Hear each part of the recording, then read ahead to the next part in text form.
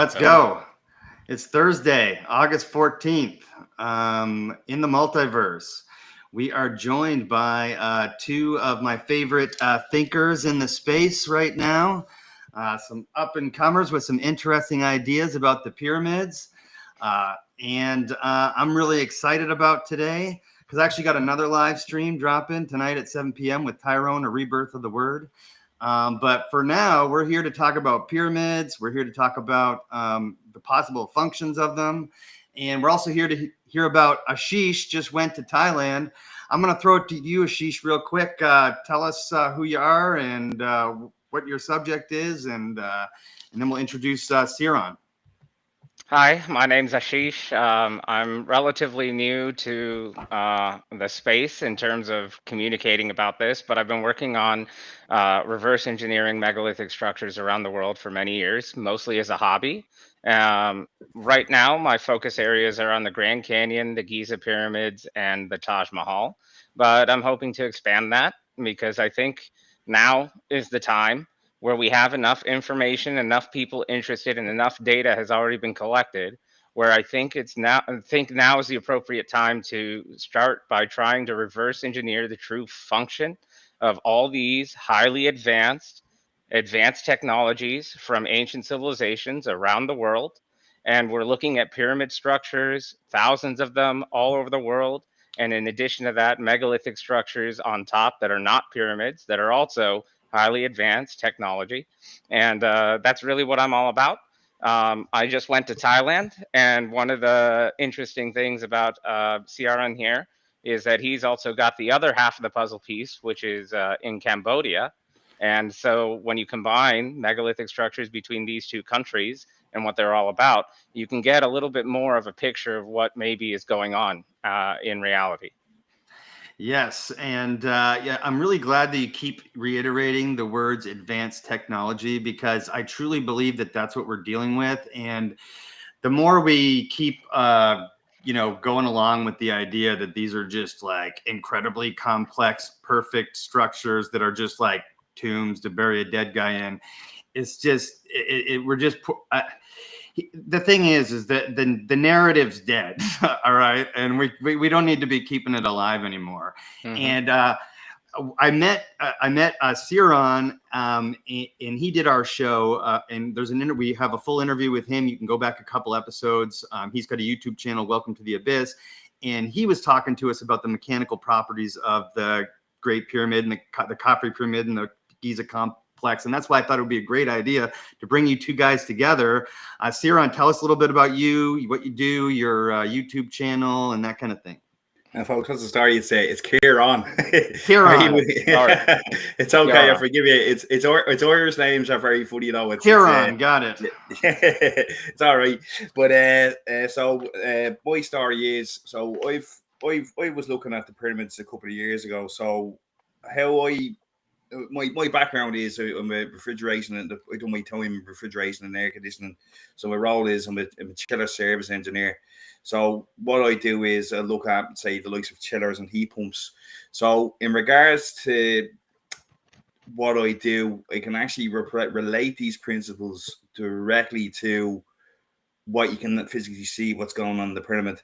And when we talked the last day, and then other stuff I put out online, is where Ashish is talking about the saltwater electrolysis. So I talk about the same thing, but we describe it differently. So in my opinion, that the Gantenbrink's doors are the main cause of that reaction. Plus, so the copper prong doors in the copper prong Gantenbrink's doors in the Great Pyramid are what they actually act as a coil. So that is where I reckon that the electrolysis effect actually takes place, you know. And I know you talk about what happening further up in the King's Chamber, but we've discussed that as we go along. And then the other stuff I'm doing is I've done a bit of traveling over the last couple of years. I was over in America, lived in Canada for a few years, I lived in Europe, I was over in Thailand, I was in Cambodia, but I've been looking at our ancient Irish history, the genetics and genealogies of the ancient Irish, There's a whole history there that that a lot of people don't know about. But it's quite interesting that it connects to all these different cultures. So for example, so in the Irish mythologies, so you were with Praveen in Thailand. Now I'd be a follower for Praveen myself. He's actually a great channel. Obviously, great channels. Everyone does, but One of my favorites. yeah, brilliant. But what's interesting in the Irish mythological saga is you have the Fomorians and the Tuatha Danann. So the Fomorians are said to be the Titans, they're said to be giants, and the Tuatha Danann are meant to be these magical beings. Now, part of what I'm doing is I'm trying to essentially show that the migrations mentioned in Irish myth are true. That's why I've done the genetics, but it connects to Indian culture or the Hindu culture rather, which is part of the reason why I actually went out east myself, is because I wanted to show these connections and stuff I'm working on presently, But in relation to the Hindu connection, the Danavas and the Devas are actually said to be the equivalent, the Irish equivalent to the Hindu sagas. You know what I mean? So there's a whole history there. It's quite interesting. But hopefully, there's a lot more people coming to start seeing what's going on. So hopefully we start showing what's up. Yeah, and so I'm excited for this conversation to happen, and I wanted to, because the cool part about this stuff, in my opinion, is that the door is opening wide open for people from different disciplines and different backgrounds and different types of thinkers to really put their foot forward and put their ideas together. And in my opinion, it doesn't have to be an argument. It doesn't have to be like, this is what I think, so screw you, and back and forth. It's a multidisciplinary, multi-intellectual discussion that we should be having. And these types of things are happening. I wanted to share really quickly, because our channel is promoting this event coming up in Scottsdale, Arizona. And these types of events are going to be key to getting people like, for example, Ashish, who was doing this on his own and didn't even realize anyone else was thinking about this in the way that he was. And then he came to Cosmic Summit, and then that's what sort of kicked this whole thing off for Ashish. And so the more we can go to events like this, meet like-minded people, connect with people like Jimmy Corsetti, Wandering Wolf, the AJ from Y-Files is going to be there, the better. And so we're going to be doing some promoting for this. Michael Collins from Wandering Wolf's the promoter for this event. It's their first time doing it. I'm really excited about it. And hopefully Ashish will be there, but he might be going on another trip to Cambodia with Praveen Mohan. So it'd be hard to pass up. But I just wanted to throw this out there, guys. Get your tickets at worldviews with a Z media.com. And I'm going to show one more thing before I put it off to you guys. But one of my favorite documentaries of all time is Graham Hancock's Quest for the Lost Civilization. And there's a part in there, a little clip I'm going to show. I got it right to that spot where this took place in the late 90s. Graham and Zahi Hawass are at the Giza Plateau at the Sphinx, and Zahi's kind of flexing, showing his authority there, and like he walks Graham right up to the top of the pier of the Sphinx and have this conversation. And it's very interesting, and you'll see why after I share. But it's just a minute or two. So let's just check this out. That's John Anthony West. But we're gonna fast forward a little bit. There's Dr. Shock. We'll play from here. And you don't have rain in that area since about 3000 BC. Yet you have this erosional feature. That erosional feature happens to be on the body of the Sphinx. Initially, after a week of informal work, Shock was pretty well convinced that the water weathering theory had to be correct. We then went public with it at the Geological Society of America's convention in 1991, and that, of course, brought all the press in, and Shock, by this point, basically staked his reputation on on the water weathering to the Sphinx and the implications that that carries. Conservatively, I would estimate the beginning of the Sphinx, oldest portion of the Sphinx, to 5,000 to 7,000 BC. That's the number I basically use. Other people have pushed it back even further, and honestly, it is possible that could be older. You know how many people comes by to me every day with a theory? I'm sure At least many. every day there is one new theory. If you will really give permissions to everyone who have a theory to investigate that, it will be really a riot. We found evidence about... Zahi Hawass is Chief Inspector of Antiquities at Giza. We found a piece from the ramp, and we found... Nothing gets done here without his approval. He's the country's most influential Egyptologist. He rejects any radical redating of the Sphinx.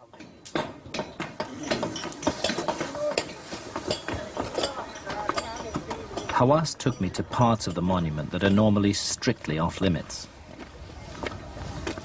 He wanted to drive home his opposition to the geological heresy.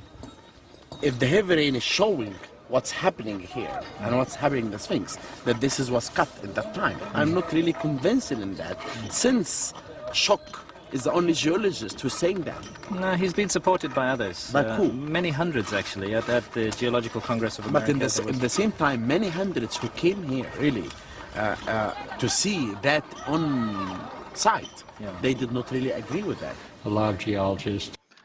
So here we have Zahi Hawass saying the same shit he said on Joe Rogan this year, 30 plus years ago, right? And at that time, he was not even willing to consider a redating of the Sphinx, let alone like the function of it or anything like that, or the pyramids or anything, right? And now we're at a time in history where back then they were calling Graham Hancock, he still gets this, but they were calling him, a grifter and this and that, and he has no business being involved in it. They were calling Shock that for bringing his geological perspective. John Anthony West was by all accounts, an Egyptologist. He just did not go to school to get an Egyptology degree. He knew more about Egypt than virtually anybody on the planet at that time. And these were people all being pushed away from the story, not allowed to have an opinion, right? I think that narrative is gone. That establishment is crumbling. And that's why I love the conversations that we're about to have today about let's speculate, let's talk about what's possible, and let's investigate every corner of the mystery, because this is a mystery. They had advanced technology, and we don't even know when they built it. We don't even know when. So I just wanted to do that quick. And I don't know have you guys ever seen that specific documentary? Not that specific one, but I've seen plenty, and I've heard Zahi Hawass talk about various narratives that still don't make sense to this day. Right. I want to make a couple comments on all that. Number one, I'm looking at all these megalithic structures around the world collectively, because one thing that is difficult to explain with conventional narratives is how is it possible that ancient civilizations all across the world, not localized to just Egypt, are able to build using multiple disciplines these advanced structures all over the world, again and again and again. There are thousands of pyramids, just pyramid structures alone, all over the world. In Egypt, we know of more than 130 pyramid structures alone. Sudan has another couple hundred, so between them, 300 to 400 known pyramid structures just there. They're riddled all over Asia. They're riddled all over Mexico, more than hundreds known, and probably thousands if we include the ones we don't know about. Central America, South America, and so on. And I've heard about stuff in Europe. I'm admittedly less educated, and hopefully Ciaran is going to be able to educate me on what's going on in Europe. But again and again, some of my background is in finance, and there is this concept about civilizations. So if you were to invest your entire society your most skilled workers, because these have to be artisan level workers in order to achieve the results that they're talking about. And then you invest your society into these projects for decades upon decades each, and continue to do that repeatedly for no practical or economic utility. This is how you collapse a civilization. And at the same time, this does not fit the narrative of a civilization that values technological progress. And there's something that is understood in academia, but is worth reiterating. Theory can be hard, but it is well understood that the application of theory, the practice of theory in real life, that is at least 10 times harder, more difficult than just the understanding of principles alone.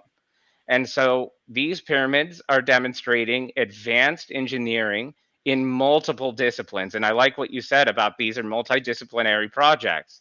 This is an important aspect to understand. This is not like they became really good at one skill, like just building blocks or stones, and then that was all they were good at. No, they're demonstrating advanced understanding across numerous subjects, advanced math. Yes, of course, advanced civil engineering. Acoustics is being applied. Acoustic tuning is an engineering precision skill. You also have astronomy and astrology being applied. And of course, advanced mythology. And they're demonstrating high culture along the way because they're showing culture in their art with each of these constructions. And on top of that, you have, for example, the vases that are all impossible to do even today.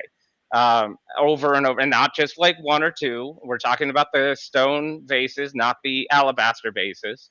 The stone vases, the one that like Matt Beal talks about, these vases are also extremely precise.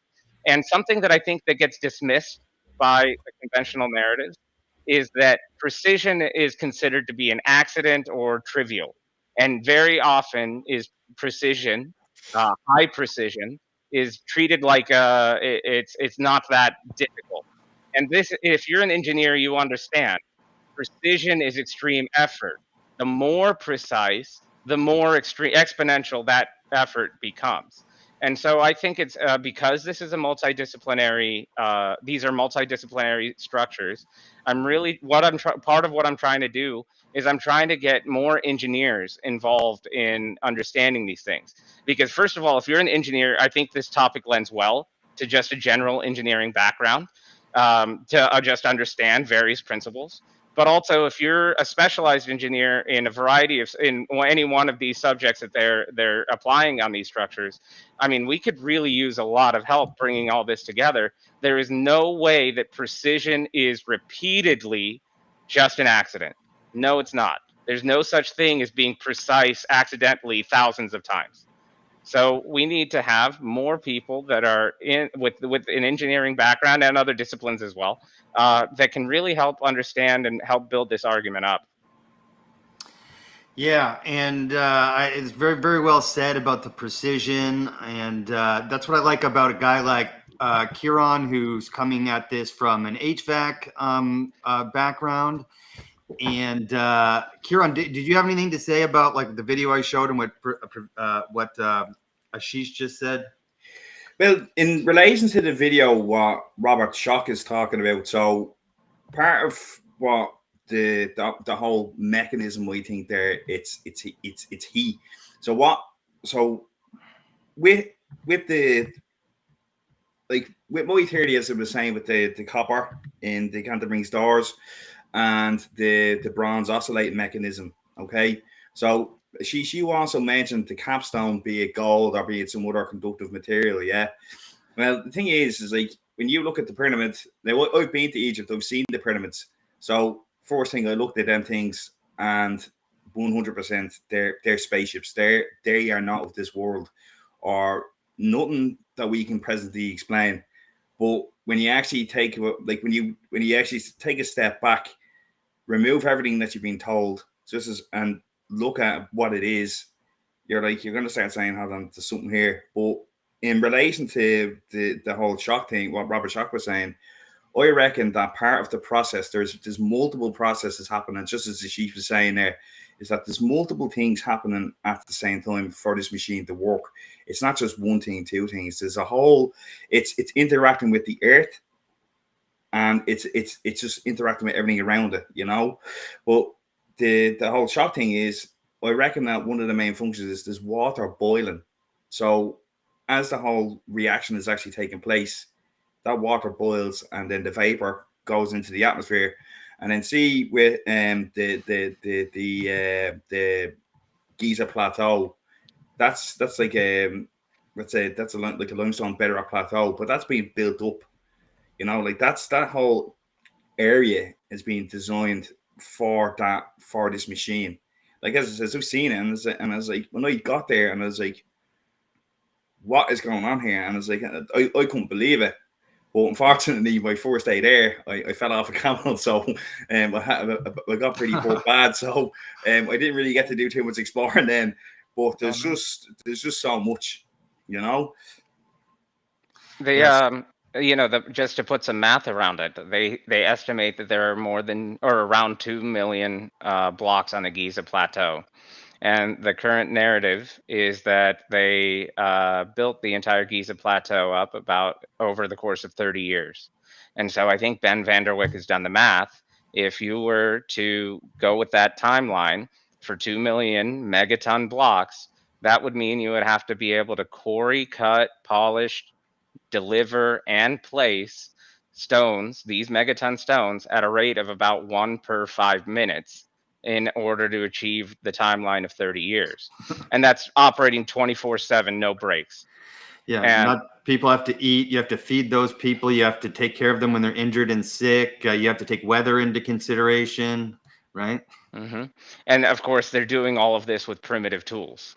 This is the Bronze Age, the pre-Bronze Age. This is Copper Age kind of construction. And I like, I do. Part of my argument is also built around the weather erosion patterns, like Robert Schoch is talking about, and some of what I'm talking about because I'm from Phoenix, Arizona, and part of what I'm talking about is also the Grand Canyon. And there are pyramid structures also at the Grand Canyon, not just one or two, but dozens of them. And there is also weather erosion patterns that are inconsistent with the weather erosion patterns of everywhere else in Arizona. What we're seeing is that it's well understood that every civilization, every religion, all over the world, they all have some kind of big flood story. And what we have some rough idea of when that flood story might have happened. And we also have, on top of that, the Younger Dryas impact theory, or at least there was such an event, some kind of event around that time frame of the Younger Dryas impact theory, depending, whatever your explanation is of whatever happened at that time. I know there's more than one explanation, but still the explanation boils down to there was some sort of major flood event and a major what do you call it? Like a lot of ice melted during that time frame. So what is interesting about that is that it creates a little bit of a date for us to know when a massive rainfall that has heavily eroded a lot of pyramids, a lot of megalithic structures around the world. You have a date for all of that. And what's interesting is that some of these megalithic structures are showing there's two big problems. Some megalithic structures are showing weather erosion pattern of heavy rainfall, like Kalasa Temple is showing a massive amount of rainfall from erosion from rainfall. However, that temple is dated very recently, somewhere around 1000 AD or 1300 AD, only about 700 years ago. But then you have the perimeter wall of the Sphinx, which is showing a weather erosion pattern with rainfall. And this is supposed to be an event that occurred maybe 14,000 years ago, or 12,000 years ago, maybe 10,000 years ago, something in this time frame. But somehow it's nowhere near the time frame that they're saying it is. And you can keep doing this. You're going to keep finding what I think weather erosion is a really good kind of marker and timeline. And at the Grand Canyon, you're seeing a water erosion pattern at the Grand Canyon that you don't really find anywhere else. In fact, I might want to show pictures just to illustrate it. Please. Because this is just totally worth looking at. I know the Y-Files has done some work on the Grand Canyon, and they talk a little bit about what's suspicious there. But I haven't seen anyone talk about these, at least show these kinds of pictures. So I'm going to share screen. Hopefully this will work. Yeah, you're the only person I know talking about this. We talked to David Stig Hansen a few weeks ago, the wild man David Stig Hansen, and towards the end of his presentation, he was showing all kinds of stuff in this area that really looks suspicious, not just in the Grand Canyon, but like looks like really old signs of civilization on Google Earth. So I'm just recently been introduced to this idea that the Americas, not just like what we're seeing in the Amazon, but like could be like way more old and way more complex. So what are we looking at, Ashish? So this is a picture taken from the South Rim. And what I just want to illustrate here is that everywhere else in Arizona, you're showing weather erosion patterns on rock that are consistent with heavy rainfall. And part of the argument that Robert Schoch is making is that he's trying to show that this is the weather erosion pattern around the Sphinx, and the perimeter wall especially is showing signs of heavy rainfall. And heavy rainfall water erosion is characterized by three major things. It's characterized by rounded shapes, like you see here. It's characterized by smooth edges, and it's characterized by irregular grooves, irregular water veins. And that's kind of what we're seeing everywhere, everywhere around the world, of course, that's been, dated around this time frame, 12, 10,000 years ago, whatever your date wants to be. But the narrative at the Grand Canyon is that the Grand Canyon was carved out over millions of years. And it was a water erosion from not heavy rainfall, but water that had a direction of flow. And massive amounts of water was supposed to be carving the Grand Canyon. And so what is interesting about this is that you're not seeing a water erosion pattern that fits either of those two narratives at the top. And as you know, water erosion is supposed to happen from the top down. So the oldest water erosion should be towards the top, and the newest water erosion should be the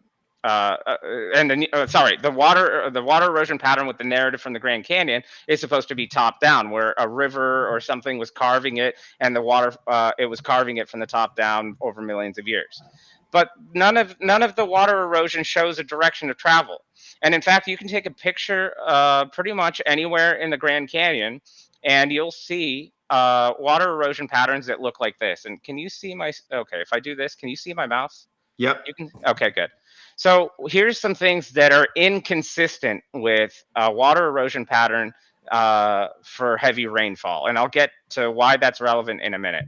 So inconsistent with heavy rainfall is these flat edges, these vertical lines. I'm not saying they're perfectly vertical, but roughly vertical. And they're also regularly intervaled. These vertical lines are regularly intervaled. And then, of course, you have parallel cuts all the way through. And by the way, these parallel cuts are not, they don't have waterline grooves that line up with each other. So these parallel cuts are irregular to the parallel lines below them or above them. So it almost looks like kind of like a gear grinding through the rock. That looks more like that, and it doesn't look like water erosion. If it was water erosion, it would be a lot smoother, like we saw at the Sphinx. It would be more like that. And you wouldn't have these regularly spaced intervals. And like I said, this stuff stretches for miles and miles and anywhere in the Grand Canyon. You can take a picture, and you'll see these parallel cuts over and over again. This is all very hard to do in nature. And you'll see these pyramid structures there. And again, inconsistent with a narrative that water was carving through here with a direction of travel. Let's say this little pyramid-looking structure, let's just pretend that this was some kind of large rock structure long ago. And if you had water carving through here with a direction of travel, then the kind of weather erosion or water erosion pattern that you would expect to see would be more of a teardrop shape. If it was coming, let's just pretend right to left diagonal right to left on this picture, then what you would see is the water bombarding the face, and then you would have it round out and then maybe tail in the back. But you would not expect to see a flat carve on a step pyramid form, then create a corner, and then flat carve the sides, and then somehow flat carve the back. That doesn't make sense with a water erosion pattern that has a direction of travel. You would have to have a direction of travel of water that was going, parallel to these cuts, and then they would have to change directions 4 times. And the direction of change doesn't make any sense. And also on top of that, if that was true somehow that this was happening, you would expect to see this kind of water erosion pattern elsewhere around it as well. It's not like you would just see this only in this spot and not anywhere else around it. It should be in more than one place. And you can see on the rock behind it, there is no such kind of water erosion pattern there. At the same height. Notice at the same height, by the way. And of course, you can look elsewhere and you won't see it. So this is all inconsistent with the narrative that this is being carved out by water with a direction of travel over millions of years. One of the other things that I like is this picture right here is really kind of seals the deal. So of course there is, I don't like this picture just because of the step pyramid form here, although that's interesting. And of course, if you zoom in, you're going to start seeing this intervaled rectangular pattern, vertical lines, not kind of diagonal grooves like you see at the Sphinx. And you can see them in parallel. And of course, they're in step pattern form. But the reason why I really like this picture, by the way, you can also even see kind of like a pathway carved out coming out from whatever this structure is over here. But what I like about this picture is that it shows water erosion patterns that are consistent with heavy rainfall towards the bottom. Down towards the bottom, you get away from those cuts. You see these rounded edges, irregular grooves, smooth shapes. Like on the body of the Sphinx. Like on the perimeter and body of the Sphinx. Right, yeah. So what really flips all of this on its head is that the water erosion pattern that you're seeing from heavy rainfall is towards the bottom, but it's not on the top. And that's consistent throughout the entire Grand Canyon. And even more ridiculous than that is that this type of so-called water erosion pattern that is stereotypical of the Grand Canyon in the top half that you see everywhere, this type of water erosion pattern doesn't exist anywhere else in Arizona. Everywhere else in Arizona, and Randall Carlson has shown this at his presentation at the Cosmic Summit, it's this water erosion pattern towards the bottom, this rounded edge stuff. And that's everywhere. So this water erosion from heavy rainfall is supposed to happen relatively recent in history. We can argue about the dates, but you're never going to get anyone to say that it's heavy rainfall water erosion was millions of years old, this type. No, this is supposed to be relative in terms of the narrative of the date of the Grand Canyon. This is supposed to be relatively recent. You can say it was 6,000 BC, 4,000 BC, 10,000 BC, whatever. It still doesn't make sense. And so that's odd because this water erosion pattern is at the bottom, but you don't see this water erosion pattern anywhere near the top. And heavy rainfall doesn't just fall at the bottom. It'll hit everything on top as well. Right. So this is really interesting about timeline. And part of the argument that I'm making, and one of the reasons why I'm interested in the Grand Canyon, is because I believe all over the world with all these megalithic structures that there's something wrong with our timeline. These timelines are inconsistent. And everything I'm talking about here is conventional understanding. Like I haven't said anything that is scientifically inaccurate because I'm talking about literally kindergarten level water erosion patterns here. This is not advanced stuff. So this is already something that's really suspicious. Now, the other thing that's really suspicious is when you start looking at megalithic structures around the world, everywhere around the world, you not only get the kind of heavy resistance to engineering arguments like what Zahi Hawass does on frequent occasion, but you also notice that everywhere in the world, it's really hard to get access to these sites to diagram the interior of these sites. And usually when you go to these sites, the only information that is ever presented and the only visual that you ever get is what is available on the surface, what you can see from the outside or just the surface level. But you can never really go in detail into how these, what these structures look like on the inside. Or in many cases, we're seeing that these megalithic structures have layers and layers of construction beneath them. And we're also almost never allowed to see anything about that either.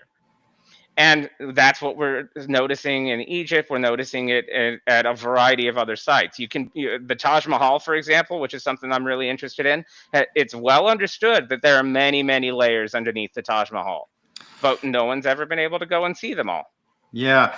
And in Egypt, the work that Trevor Grassi's doing right now, and he's going to be on Matt Bell Limitless, I think today, they're talking about 500 plus tunnels leading under the Giza plateau.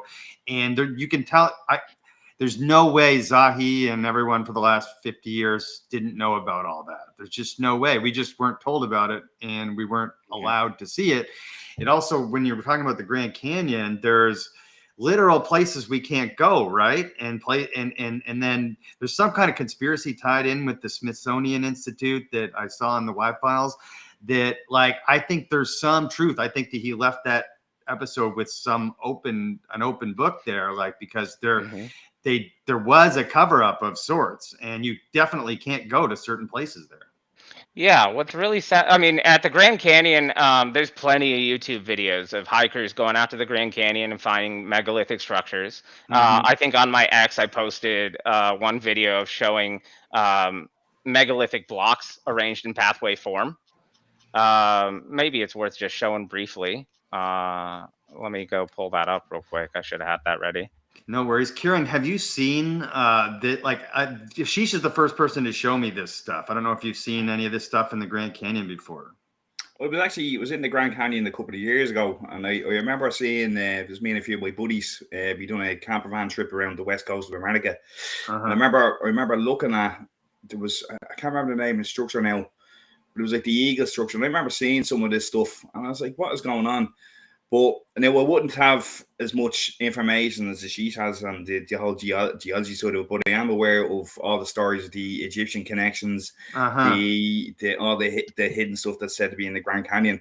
But like I'm sure we can all agree here, and even people coming into the space, that something's not right. It's like what the story that we're being told doesn't make sense.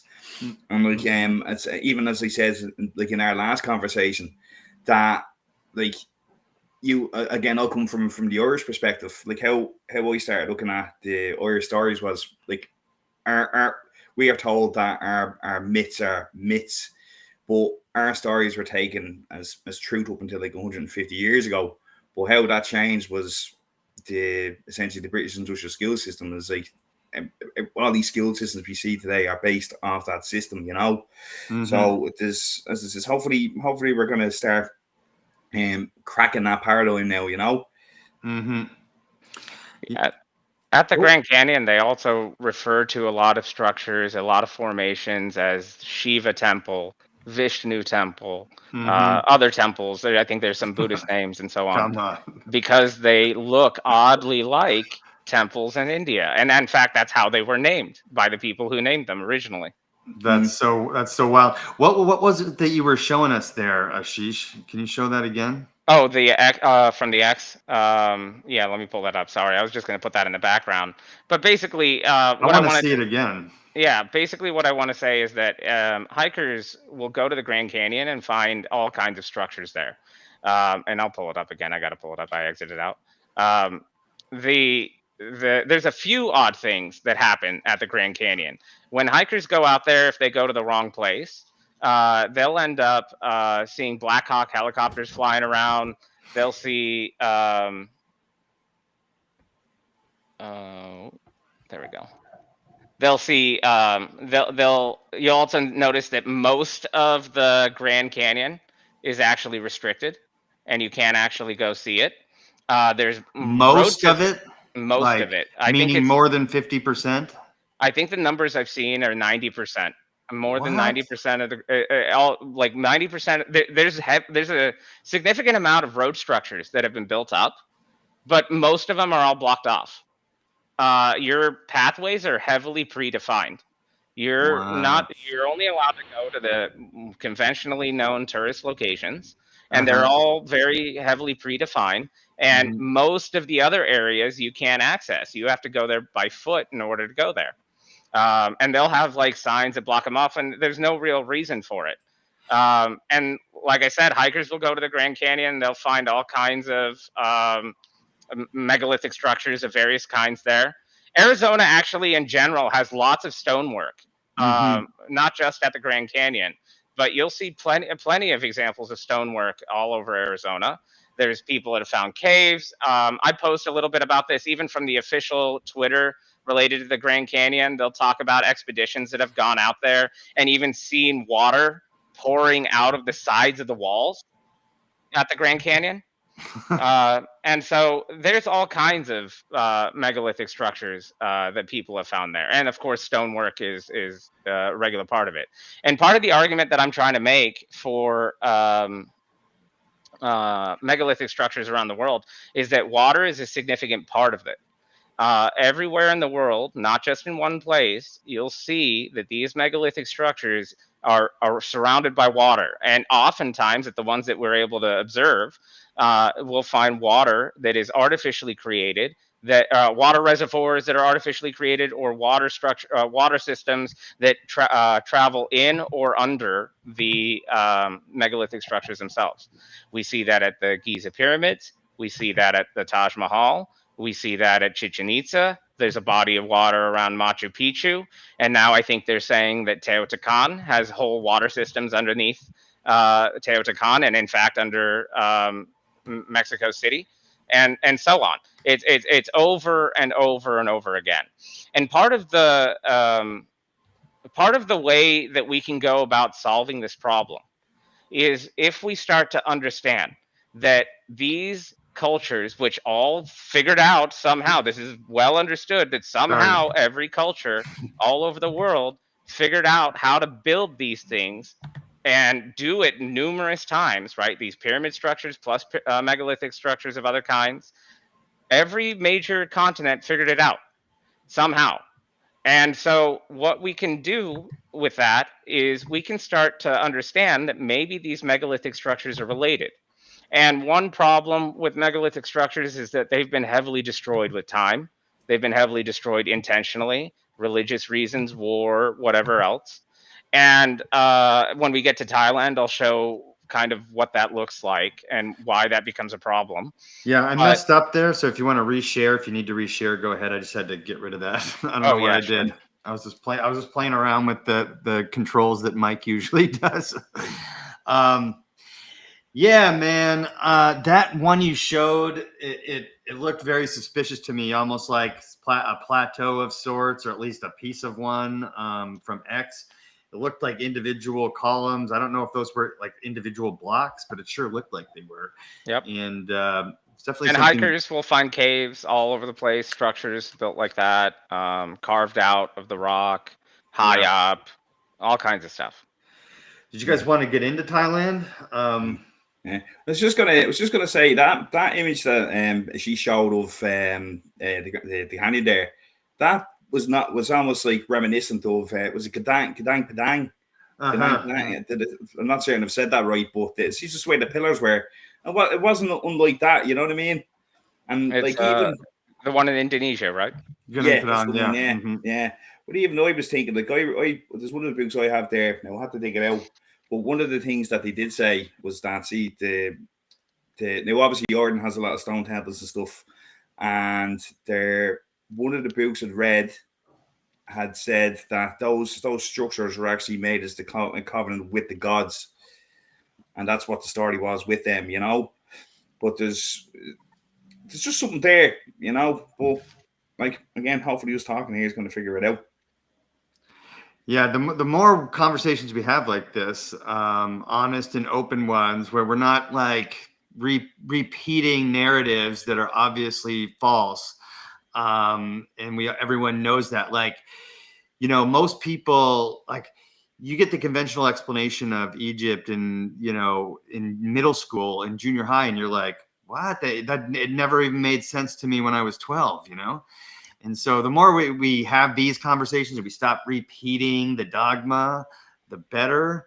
So one of the things that Ashish is doing right now is traveling around with my favorite YouTuber, Praveen Mohan, who I got to meet at Cosmic Summit the last two years in a row. So, but Ashish has been like hanging out with him and exploring stuff that isn't talked about as much in the West. In the West, we're always talking about Egypt and Peru and Mexico and that kind of thing. But this phenomenon is happening in a most spectacular way in India and Asia. And so I want to, and I know that Ciaran has been to, you've been where? You've been to Thailand? I was in Thailand and I was in Cambodia, yeah. So there's actually, before we jumped on there, I actually was digging out a couple of videos.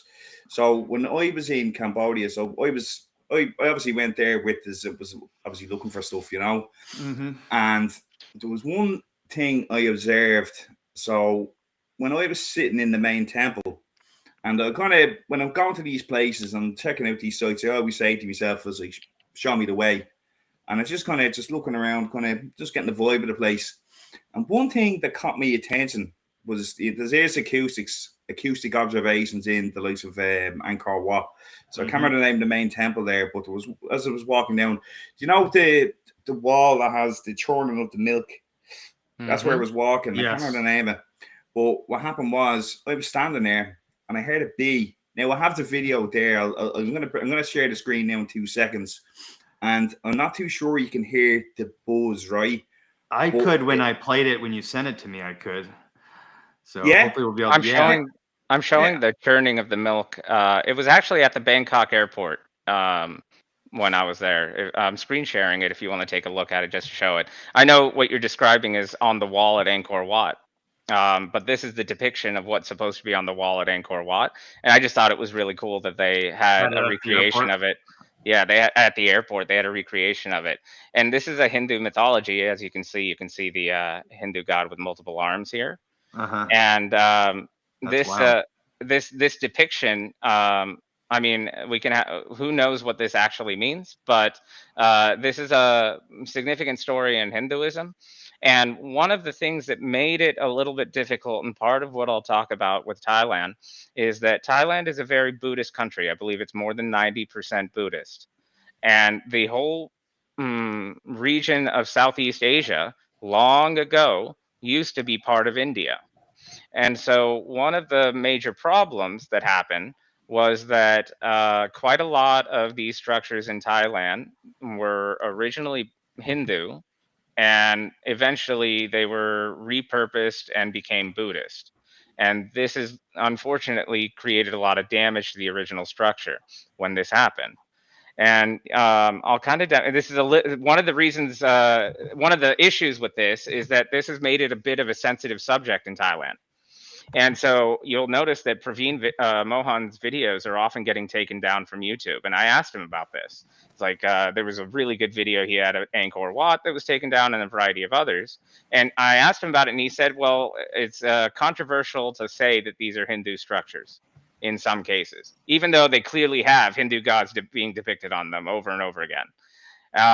And I'll talk a little more about that. But what that also kind of adds a little bit of a problem to this story, where it's already hard enough to go see these structures, and there's already a lot of resistance to map out the insides, and there's already a lot of resistance to even acknowledge that there are structures underneath these things, or even view them as anything other than a tomb or temple. But now you have that added layer of destruction and recreation and renovation. Yeah, it's wild. This is a new guy in our chat, WPG Enlightened for Truth too. I don't know if either of you guys know this guy, but he says he sees a generator. Yeah, I could see that being a depiction of a generator. I want to see this bee that Ciaran was talking about with at the churning of the Milky Ocean. I first heard about that part of Angkor Wat in that documentary I showed you guys, Quest for the Lost Civilization. And then that's what led me to read not magicians of the gods, fingerprints of the gods, and they go into it in detail there. But this thing, that thing you're showing is awesome, Praveen. You're not Praveen, Ashish. I just have Praveen on my mind. Are you Ciaran? Yeah, just 2 seconds. I was just getting the video there. 2 seconds. No Okay. worries. While you're doing that, I'll say a couple more things, and then whenever you're ready, just let me know. Praveen Mohan actually is the one that convinced me to kind of go down this road and maybe go a little bit more public with what I've been working on. I initially just wanted to join his tour to Thailand just to kind of do it as a hobby. But after I talked to him about what I've been working on, he convinced me to go to the Cosmic Summit, which I had no idea about. And up until that point, I was only really familiar with the major names, and I had no idea that there was a massive community around this that was also interested in this topic. And I'd been pretty isolated out here in Phoenix, Arizona. I mean, there's plenty of people that are interested in hearing about megalithic structures, but not that many people that are actually working on it. And that's a real shame, because I feel like we could, when you look at what the Grand Canyon has to offer, I mean, there's something right in our backyard that we should be really looking at. There's stuff in everyone's backyard, just learning about the Carolina Bays. You can go explore those. They're all over the eastern United States. There's Tyrone and I went to 2 effigy mounds he drove 3 hours, I drove 2, and we met in the middle. And there's not great explanation for who made them. They're not super complex or anything as far as like the engineering behind them, but they definitely have celestial alignments, and they definitely don't know who the hell made them, you know. And the estimates are all like just rough estimates, and they can't connect them to the Cherokee at all. The Cherokee connect them to myth, and so it's just fascinating. And you can go take a look. The story is not like written in stone on any of this stuff right now, you know. Can you see that screen there, lads? I can't see the one you're. Oh yeah, there it is. Okay, I see it. Cool. So I'm just gonna pop in here now. So this is these are just a couple of videos I dug out quickly, and they're just on another phone I have. But this is where I was talking about. Can you see that? Yep. That's there. I don't think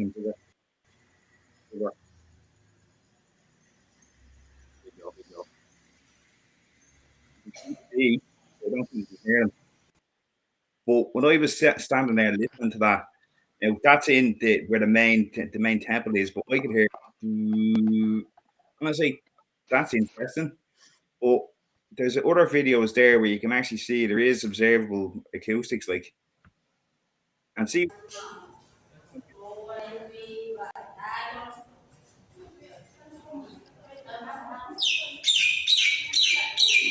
Wild.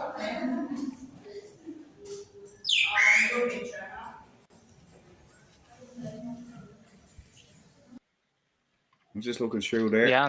Notice the stone structures there.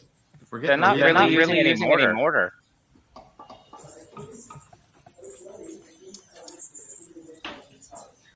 Sorry for my terrible phone quality, lads.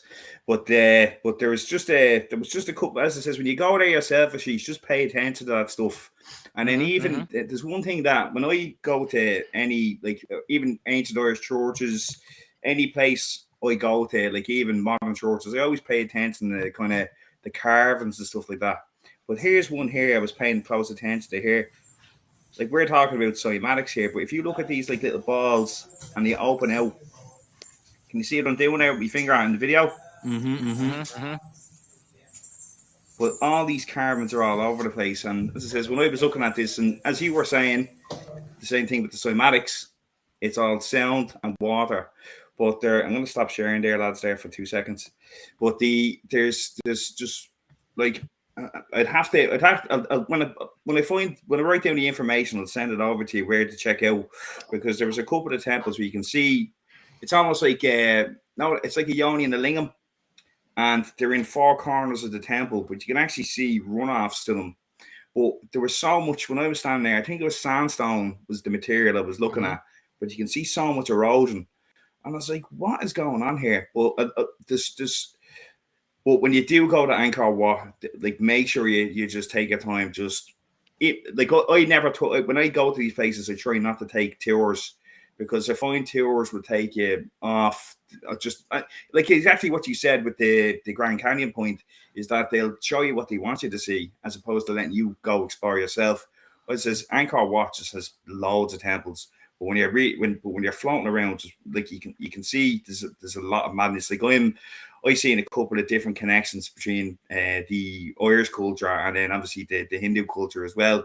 And like there's I think it was Manly P. Hall and actually mentioned that there's a video that he has and it's called the Irish Arya and the Serpents, because when you think of you think of the serpent there you're seeing in the churning of the milk, but in the ancient Irish culture that they said they actually reckon that the serpents were the pagans, like the Druids in Irish culture. So from some of the stuff, I tell you what, I'm actually going to show you another image now that it's in my mind, but I have to find it. I just put that Monty P. Hall video in the chat for anyone who wants to see it. Brilliant. Well, actually, give us 2 seconds. I'm gonna find the specific image I want to show you. But there's the art I'm going to show you a picture of. It's actually like little serpents and dragons, but it's a sound wave. You know what I mean? Which again, you have to see this picture now. Well, I'll find it now in a minute, okay? Yeah. But there's like there's 100% acoustics there. But the another thing to watch out for when you're there, Sheesh, and if you ever go yourself, Dave, as well, maybe try and go as soon as you can, because when I was there was one of the main temples that there was workers were doing repairs on, and you could actually see that the like obviously the blocks are all eroded, but they're taking out the old blocks and then just putting in new ones. Now, I actually had a video where I recorded that you can actually see the old stuff, and you can see the intricate carvings. You can actually see like what was going on. And I'm putting stuff together now at the moment, but I've got bleeding thousands of photographs. It's taking me time to do it. But you can actually see very fine details, and like that's cool. But then compared to the stuff that they're putting down, it's so bland. You know what I mean? I've got a lot of those pictures too. Same thing as that one, yeah. Yeah. But lads, do you want to just give me 2 seconds? I'm just going to stop the video on my end, and then I'm just going to find the it's an Irish temple I want to show you, but it's almost like a connection between the two. Just give me 2 seconds and I'll jump off, right? Yeah, no worries, my man. Yeah, and you're I'm really jealous that you're on these trips. When you're going on these trips, Ashish, because as Ciaran said, you might want to go as soon as possible. There's a bunch of different reasons for that. One being global conflict, and in regional conflicts, we often lose like some of these sites. They get destroyed. Like you saw this happening in Afghanistan and in Iraq. And you're seeing it happen in Syria on a mass scale. And it's not, sometimes it's on purpose and sometimes it's not. Mm-hmm. There's the other reason is what Michael Collins calls, what is it? It's tourism. It's heritage tourism, right? Like what they're doing at Göbekli Tepe. Like what they're doing at Göbekli Tepe. And then you go to some of these sites, Chichen Itza, Teotihuacan, and they're varying degrees of concrete have been rebuilt in various capacities in concrete. So you're not seeing it as like it was originally discovered. You're almost seeing an artist's rendition of it. And so it's why I'm jealous is the wrong word. Envious is the wrong word. I'm happy for you, Ashish, that you're going with Praveen. I'm just such a huge fan of Praveen. Oh yeah, me too. I want to go as well. And so I want to like know what you think, Ashish, about you know, the sort of the state of archaeology while we're waiting on Ciaran to come back. Yeah.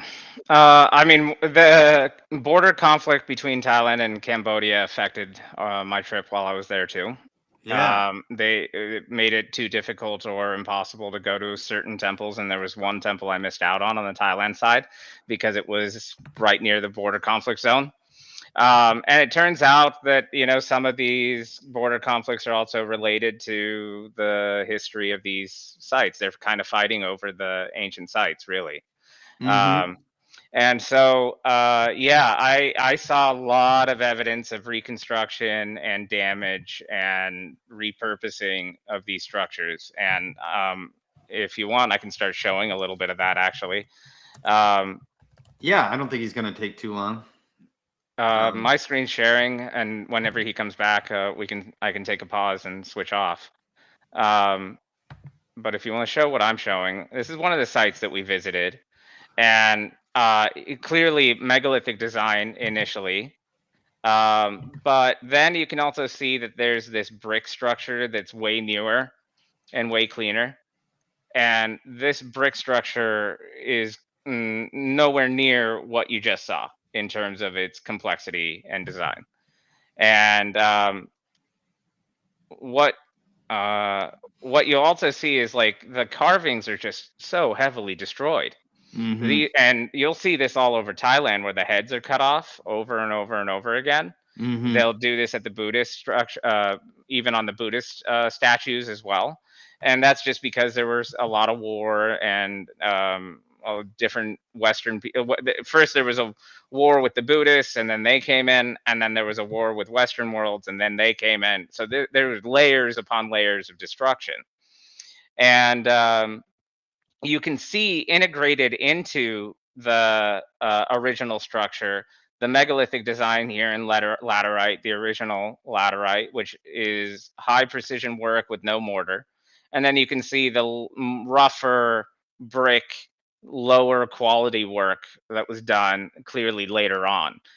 And it's unfortunate, but you can see them kind of side by side with each other. And then as you were saying, you'll see concrete as well. This is also a reconstruction. Yeah. This tower up here is not the original tower either. Huh. So this is not what was originally here, and at some point later this was created. And you can see it's kind of leaning and all that. And so it doesn't meet the same level of craftsmanship that you can see with the laterite and the original stone. And you can just see that, like, whenever they find a block that's kind of eroded away, they'll just take them and they'll put them here. And you'll see these. I have plenty of other pictures at other sites where you'll see they just lay out the original stuff that they've taken out, and it's just huge fields of how much original stuff they've taken out from the structure. This one really kind of shows the side by side. So here you see the lower quality brickwork. But when you zoom in, look at the quality of the large laterite stone and how cleanly put together it is. Oh wow. This is the original craftsmanship. It's But look at polygonal how, as well. yeah, and look at how much of the structure is not that original work. Yeah. And even integrated into the sides here, they clearly ripped out all the original structure and then just put in the new brickwork, the newer brickwork. So that's really hard because it seems like they're also dating these structures back to the brickwork that was done clearly way later after this. And it's also another one of those things, kind of like at the Grand Canyon, where you're seeing that the newer work that is being done is lower craftsmanship than the way older work that was originally done. Like no mortar, really clean shaping, laterite stone, and way larger blocks. Very hard to do, and at extreme height, very, very tall. So, I mean, it's almost like most of the structure has been reconstructed like this. And they're putting cement over the top of these like brick stones. And now we'll never probably be able to know what was originally there. Yeah. And that's kind of a really sad loss to history, because that could have been really useful in helping understand how to reverse engineer what the functional purpose is of these.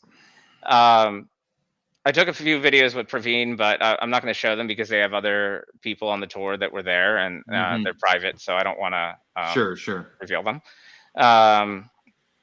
One of the things that we also noticed, again, we can't go inside some of these structures, but what we also noticed is that we saw unusual wood beams that were put in, and you can see kind of like the I don't even know what you call this, the fragmentation of erosion. It's a very odd erosion. It's not like normal rotting wood.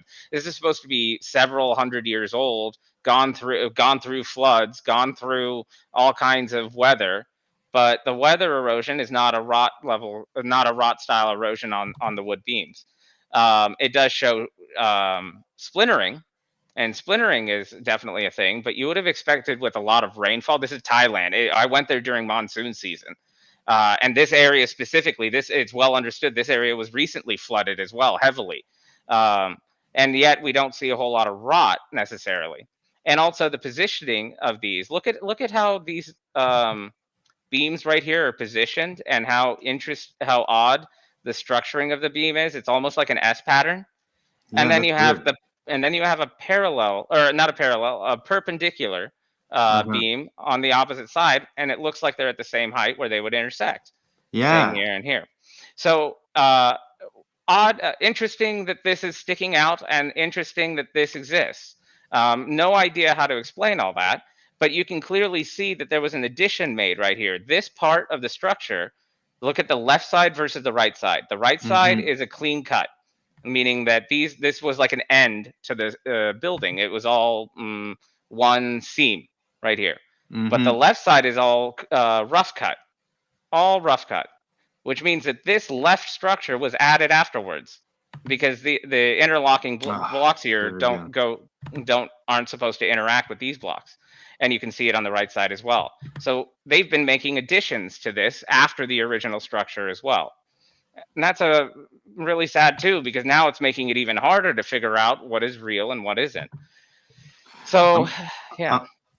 Yeah, and we were talking about just what you mentioned, Ciaran, how I should go to Cambodia as soon as possible. And I was talking about the reason why we do need to, if you want to start visiting these sites, some of the things you got to be concerned with is like global and regional conflicts, people adding concrete and additions in their attempt to repair the sites and things like that. And we're losing what access to sometimes, and sometimes like things are being intentionally destroyed or accidentally destroyed in conflicts and things like that.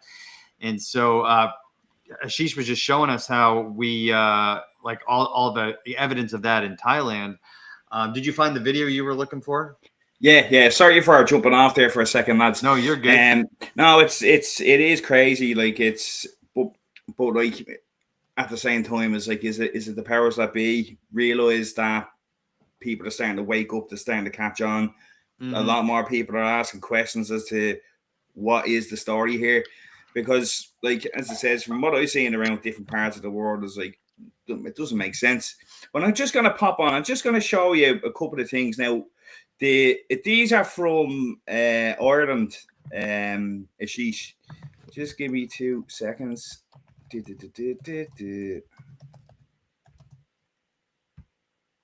wee seconds. Can you see the screen, boys? No, I gotta give you permission. And here it is. So what I'm going to show you is a place called Clonmacnoise. So Clonmacnoise is in Ireland, okay? So it's in Westmeath. It's just on the banks of the River Shannon, okay? So can you see that?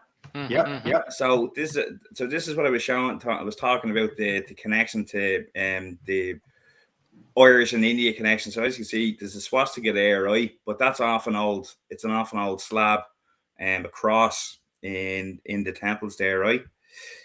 And then you can For those see that don't know, the swastika was originally an Indian symbol, and it was stolen.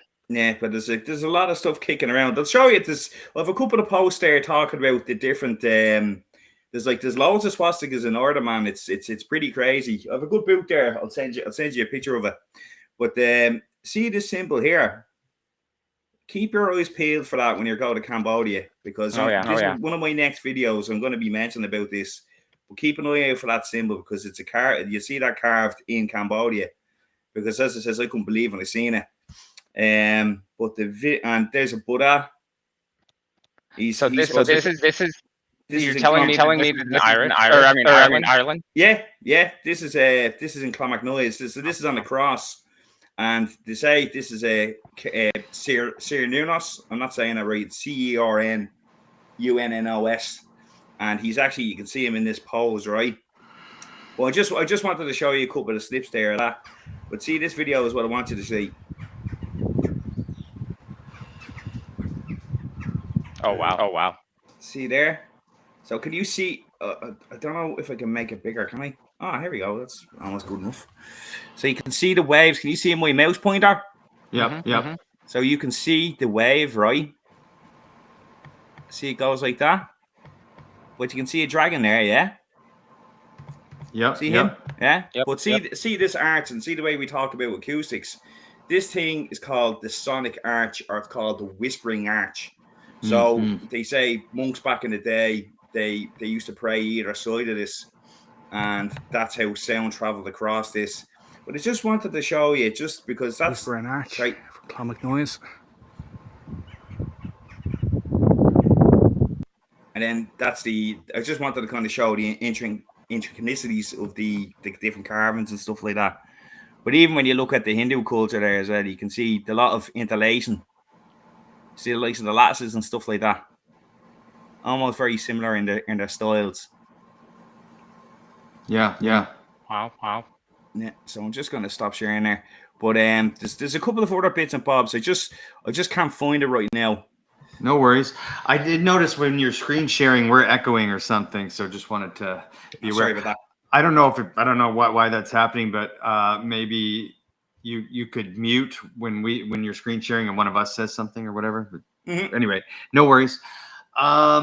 Ashish, did you see that Buddha there in Ireland? Yeah. So what's really interesting is that Hindu architecture and Hindu design and Hindu influence is seen in archaeological record in a lot of places that are not India. And that's really interesting. There's a depiction of Shiva in Central America on one of the temple mural, in a mural in Central America on one of the walls. Obviously, we have it spanning all the way to Southeast Asia. India also had a big presence in what is now known as Pakistan and Afghanistan, because these areas were originally India, and also parts of China.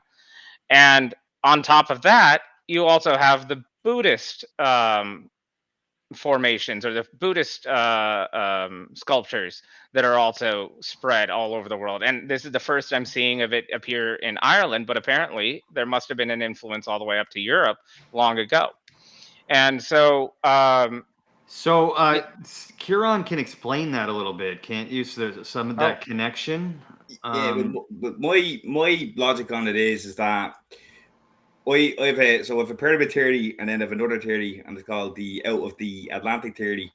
So I have another book there that I read. It's called Chronicles of Erie, and it's like there's a couple of different books in Ireland, and they say, oh, it's all the Irish trying to make themselves above themselves, essentially, and obviously this came from the classes back in the day, but the Chronicles of Erie, when I read it, it mentioned the deluge that separated Britain from the Western Europe, and that deluge could be linked to the Sterega slide, which was the Doggerland region. So up until 8,000 years ago, this region was actually habitable. So I actually reckon that was, so you have there was a deluge 8,000 years ago.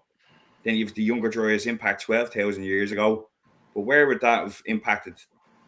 First and foremost, it was that region right there on like kind of the Iceland, western, well, not Western Europe kind of region. But there's a couple of other, like there's a few books that say, there's a book called Ardent or of the Chaldee, and they reckon that it says now the first families came from the west, migrated east.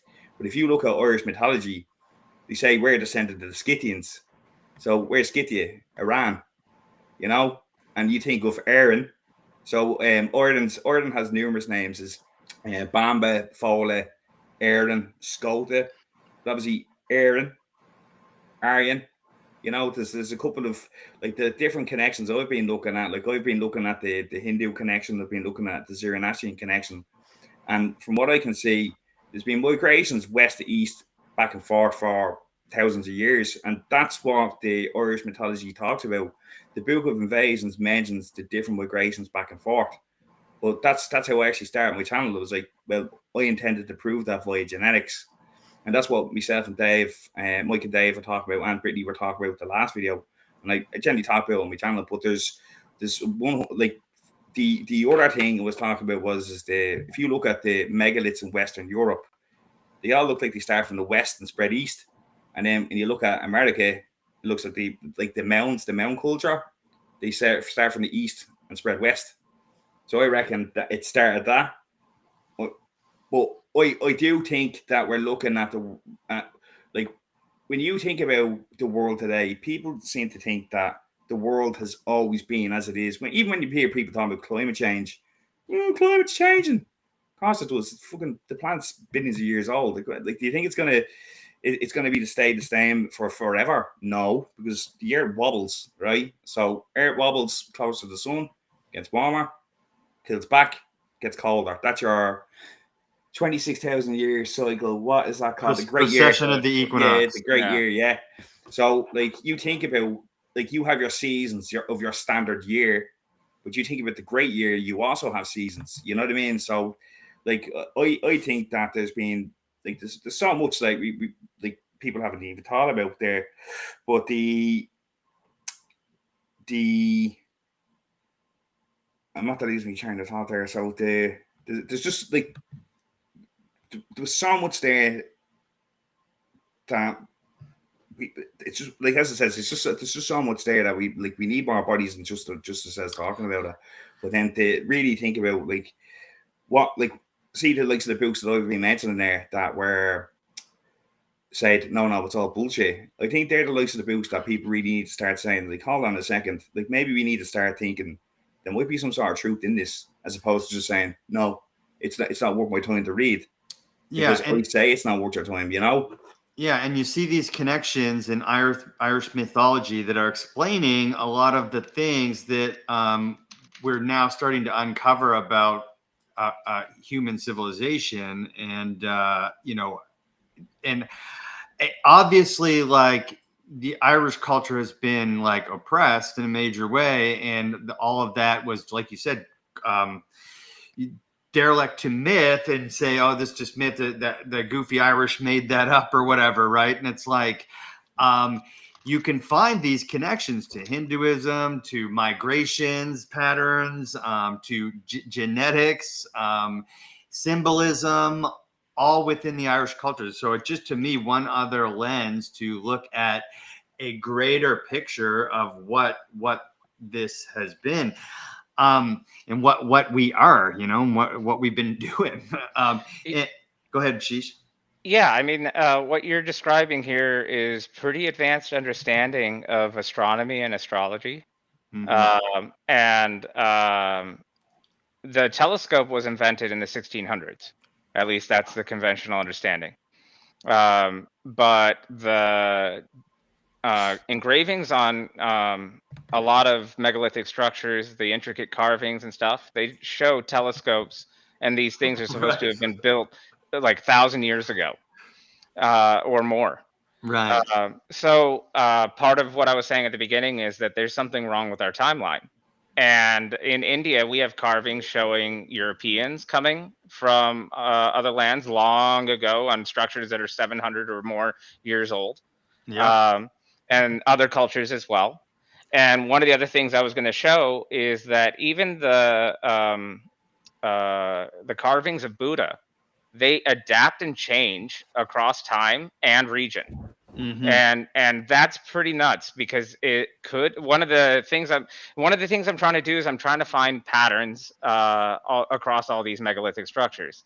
And one interesting way to maybe start dating things is to look at the style and region of Buddhas, because these Buddhas are totally different. Well, not totally different, but frequently significantly different, depending on the time frame and the location. And so that could be another interesting way of going about it. And I'll show some of that a little bit later.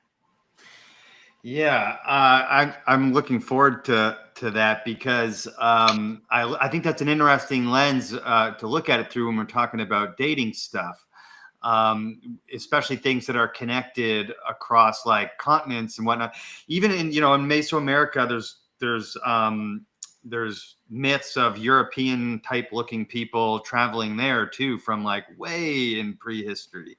So there's obviously like a connection. I thought what Ciaran said about the spreading of this, what you want to call it, technology, west to east and east to west, is an interesting thing though. Have you ever heard that? Have you ever thought about it that way, Ashish? No, I haven't, but that is interesting, because the current narrative is that the natives came from the Bering Strait, which would have meant that they had migrated south from the west side and gone east. So I think you were saying that the mound culture developed east going west. And yes. So that's also interesting. And just to kind of add a little bit more flavor text, there is more than one story, not just in Hinduism, but also in other cultures. There's more than one story of people coming to South America first. And in Hinduism, they say that they came by boat. And also there's a story about how maybe they crossed the Antarctic to get there. And so, I'm the kind of work that I do is more home base, is like more on the engineering side. But in the same way that I'm trying to get engineering on these megalithic structures to converge, in the same way, we need to get the mythology and the spirituality behind all of these structures to also converge, because it is, for example, we already know about the flood myth being a common occurrence in culture and religion. And so one other kind of thing is that it seems naive to me to suggest that all these different religions around the world all developed independently. And it is well understood that Buddhism is wrapped into Hinduism, and there's a whole story about how that happened. And Gautama became enlightened under the tree in India. So we know that these two religions, at minimum, are related in some way. But I think that it's also naive to suggest that every single place and every culture developed the concept of religion. Maybe they came up with a different idea of what it is, but the concept of religion is common and frequent. So the archetype is similar too in virtually all the major ones and whatnot, like the symbolism and everything. Well, yeah, I was gonna say to you there, lads, as well, is that when you think about what connects them all, solar worship, or in ordens, right? People always associate orden with Christianity and paganism, but people don't realize the Irish were solar worshippers. So they had solar worship here, they had lunar worship. So that's 1, 2. So you see that in Egypt, you see it in India, you see it in the Americas, you see it all over the world. But then even what you were saying there about the connection between the megalithic structures, acoustics.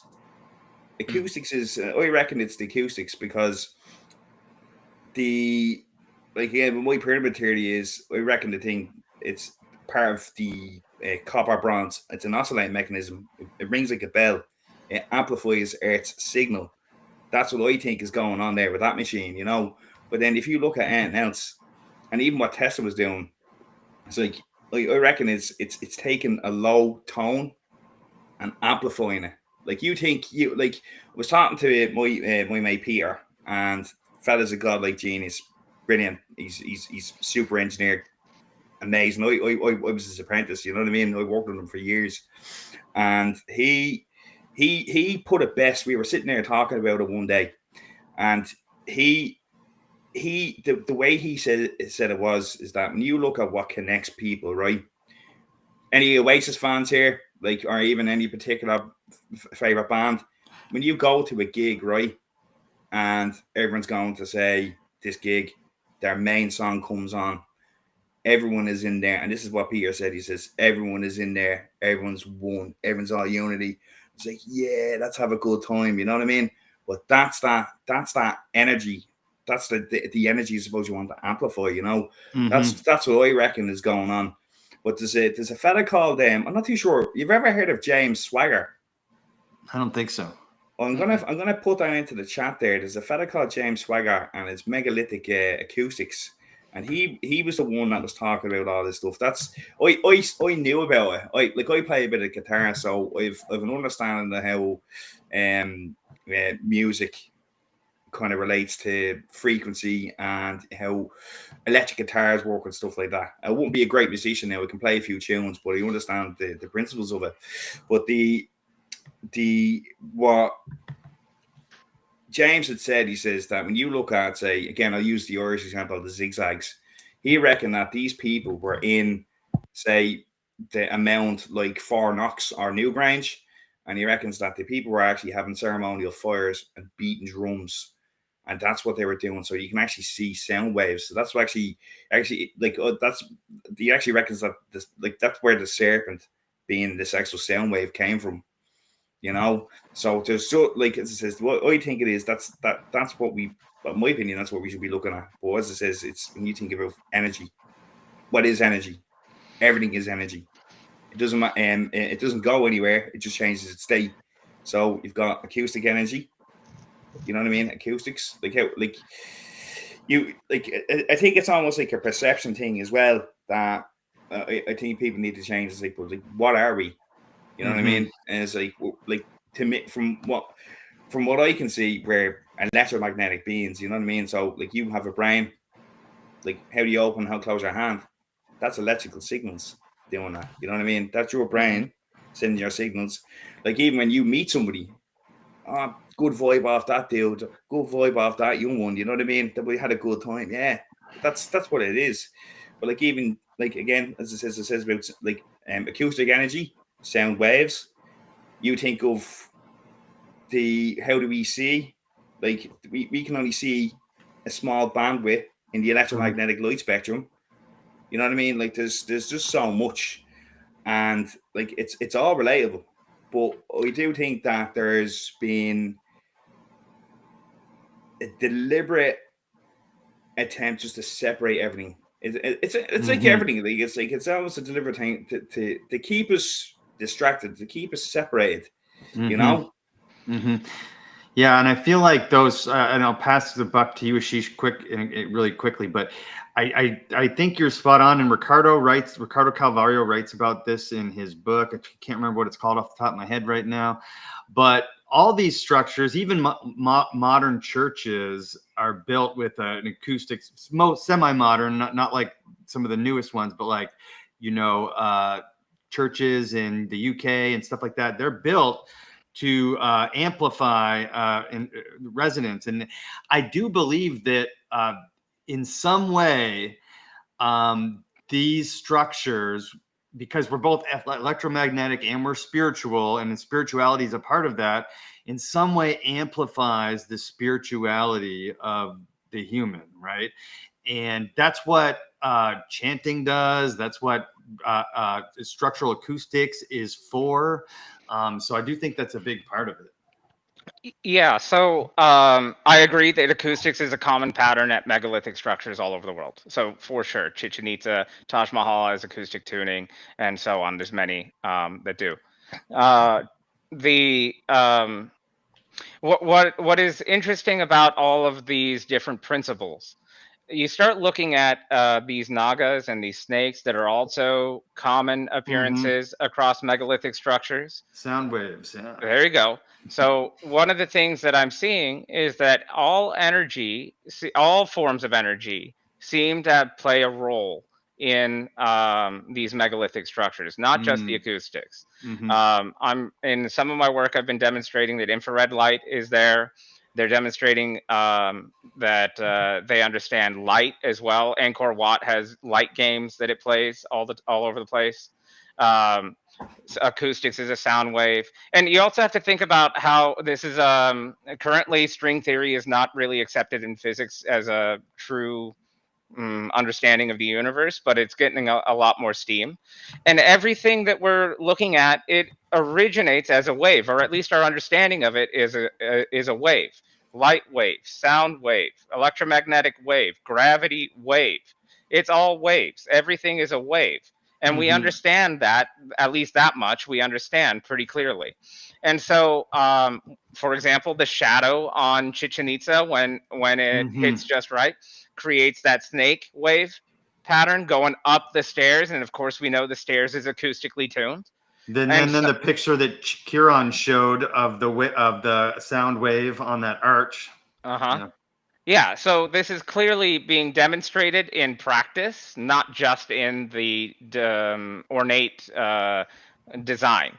And so what I think that we're collectively saying here is that India and maybe other megalithic structures around the world have their own form of hieroglyphs. And so we only look at hieroglyphs specifically as being a language, but it's a very pictographic language.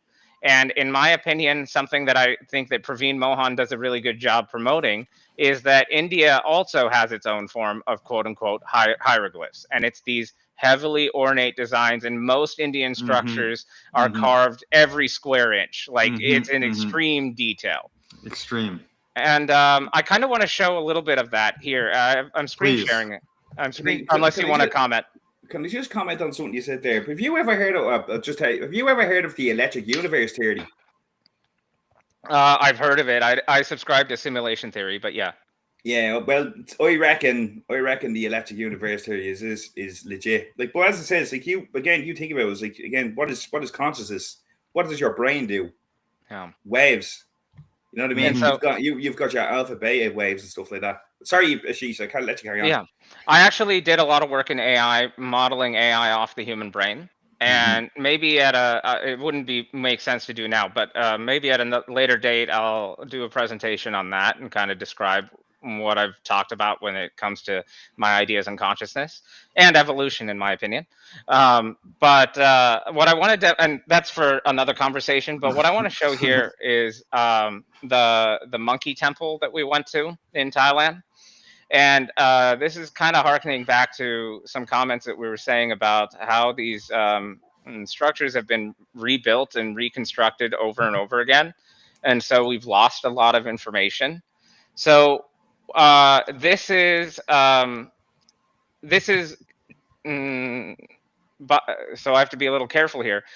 This is conventionally understood as a Buddhist structure, but it has several carvings that are blatantly obvious as Hindu. And so this is described as a temple structure. Does that happen a lot? Like temples that are okay, all right. Yeah, in Thailand, this is happening almost everywhere I went. Okay. You'll see that the Buddhist stuff is newer than the Hindu stuff, and the Hindu stuff is very blatantly obvious Hindu. Interesting. But one thing that is so something to know about Hindu structures, especially temples. Hindu temples and structures will never have a doorway that faces south, because south is symbolic of death. And you'll even see a lot of Hindu people, they won't even buy a house in modern day. They won't even buy a house with a south-facing door. And it's commonly understood in Hindu culture that when you sleep, you don't want to face your feet towards the south, because again, this is all symbolic of death. And so what we're looking at is the monkey temple in Thailand, and we're looking at the west face, and the south side would be on this right side of the picture that you can't see, but it's on the right side. And what I wanted to show here is also in Thailand, we saw lots of scorch marks across these structures, indicating that many of these structures were burned. And so we're seeing scorch marks everywhere in these structures. And so I just wanted to show that here. That's interesting. You can see that in Egypt too. Yeah, we see that in Egypt too. Yep. Um, and I'll show a few more angles of this, but these stairways are clearly a later addition because these stairways are rough cut, and Hmm. these edges, you can clearly see that this and this side were supposed to connect originally, and that this side is a rough cut and lower quality than the rest of this siding over here. And so these stairways were added later. And this is basically concrete. This stairway is made out of the original laterite sandstone block, but these see, this bordering right here is made of cement, and cement was. This means it's a modern era addition, and this is also a rough cut on the laterite up here. And so this doorway probably didn't even exist. This was added later. And then, of course, you have a doorway, quote unquote, doorway right here, but this one doesn't even have stairs on this one. And so you can see that this was probably supposed to be originally just an open pathway, and that there were no stairs originally supposed to be here. And just to indicate that there's burn marks all over the structure. And I didn't. It's kind of hard to see, but this is a rubble pile to the side of the structure. Again, almost all of these structures that we visited, you can see that they're taking the original stuff out of the temple or out of the structure, and then they put it outside in the field, and then they replace it with a modern recreation. And this is part of the reconstruction effort, and you can see that this structure was also under reconstruction. I just wanted, this is a side thing. I don't know how to explain this, but I just want to mention this.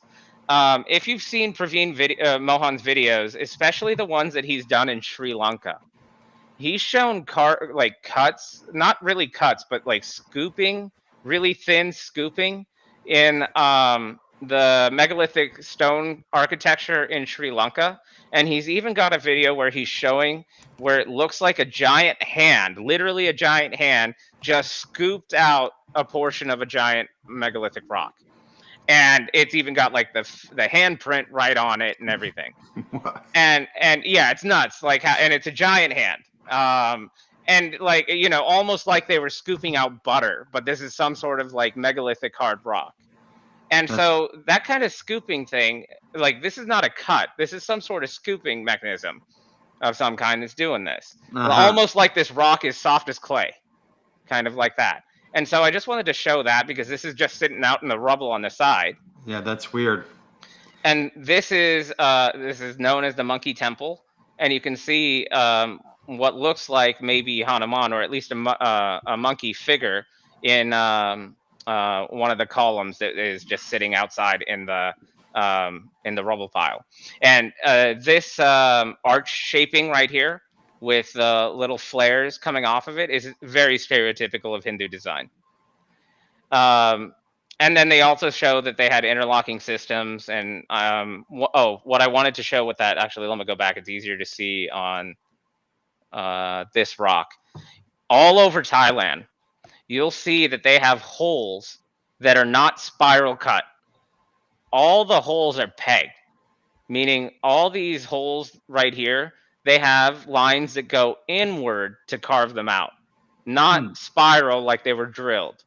And on top of that, they're not even sizing. They get narrower the further you go in, literally like a peg. And this is not just one thing. This is shown at every site that I visited that had lentils on it, which are those like big carved ornate designs. Every structure that had any of those lentils on it would have numerous peg-looking holes like this all over it. And it seems like what they were doing was they were using these holes to put up lentils. They would have some sort of peg mechanism where the pegs from the lentil would fit into these holes. But it's interesting as to how they would have carved this and how common this is all over Thailand. So can you explain that again, Ashish, for my like monkey temple brain? Yeah. It was, the spirals were not carved by drill. They were carved how? I don't know how, but they're not a drill, because a drill would have a spiral pattern to it. And these do what? These have let me see if you can see it in this one. See how the lines are vertical? Yeah. they're going inward. Yeah. So somehow they're carving inward, not spiraled, which is different than what we see in Egypt and stuff like that, where we're seeing a lot of like spiral machinery. Yes. So what is odd is like how are they carving, especially really small ones? Where did I have that picture? Like this one.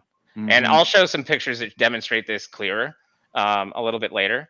But what I'm trying to suggest, all I was trying to say is that these little holes that you're seeing up here, they seem like they are used for, that's the female end of a peg system. And the lentils, which are these like ornate stone carvings, appear to have some sort of male end peg on the back of them. And then you just like put them up into these holes. You fit them into these holes somehow. And I wanted to also convey that these holes are not the same size. They get narrower the deeper they go. And so that seems to be how they were doing their like artwork, let's call it, like how they would hang up their picture frames, kind of a thing. And so, can I pop in there for a second? Yeah. I've seen the same interlocking stuff that you're talking about in Cambodia. I've seen a lot of that, and I was looking at the same thing. It's exactly what you were saying there. It's almost like an interlocking arch. You know what I mean? And that's actually another thing that seems to connect these different cultures is archways. Oh yeah, you know what I mean? That's actually what I'm showing here. So it's this temple has been heavily reconstructed. So it's been hard to figure out how to know which parts are new and which parts are original. But one of the dead giveaways is exactly what you just said, the arches. Because the arches are not using any mortar to hold them up, and they're very cleanly designed, and they're very tight fit, and they're very large stone, and they're up high. So all this stuff is demonstrating advanced craftsmanship. And that's pretty cool because these arches, as you can see here, this one has mortar on it, but this one doesn't. So you can see that this arch on the left side is a newer arch, but this one is the original. And that's kind of a shame because they've really done a lot of work on this. Here you can see a lot of reconstruction work on this. Here you can see the rough cut, which clearly shows that this pathway was done after the fact. This is not the original part of the path. And these two sides were clearly supposed to connect. And, you know, you can see that they're doing a reconstruction on this. So this is already going to get a lot of modification. And again, just like every other place, there's a field full of all the original stuff that they're taking out and just throwing it on the field and then putting their own recreation back on.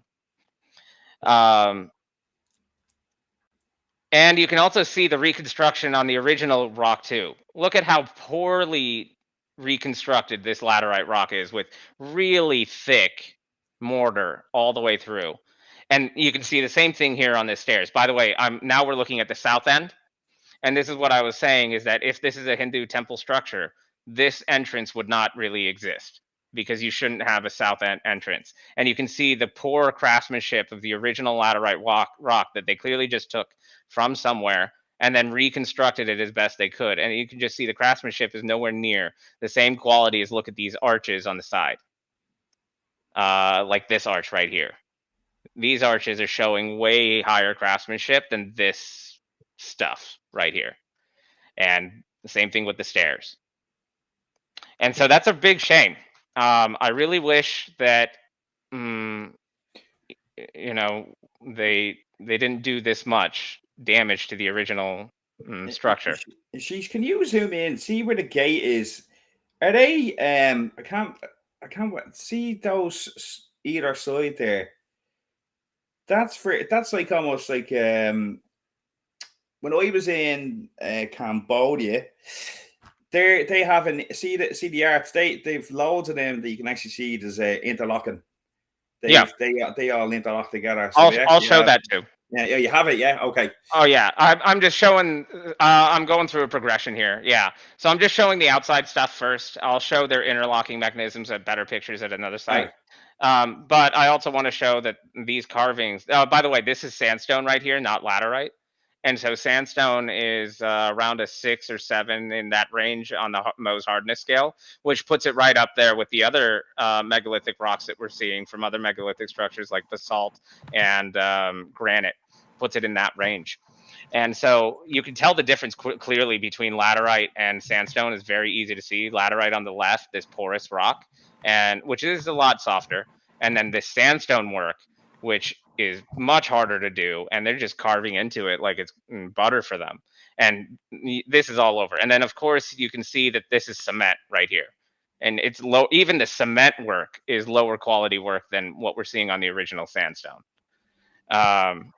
So that's you can, there's layers upon layers of reconstruction that's done here. You also, what I was showing in the previous thing is you also see the brick being introduced, and so this was a window of some kind, and then they just sealed it up with brick.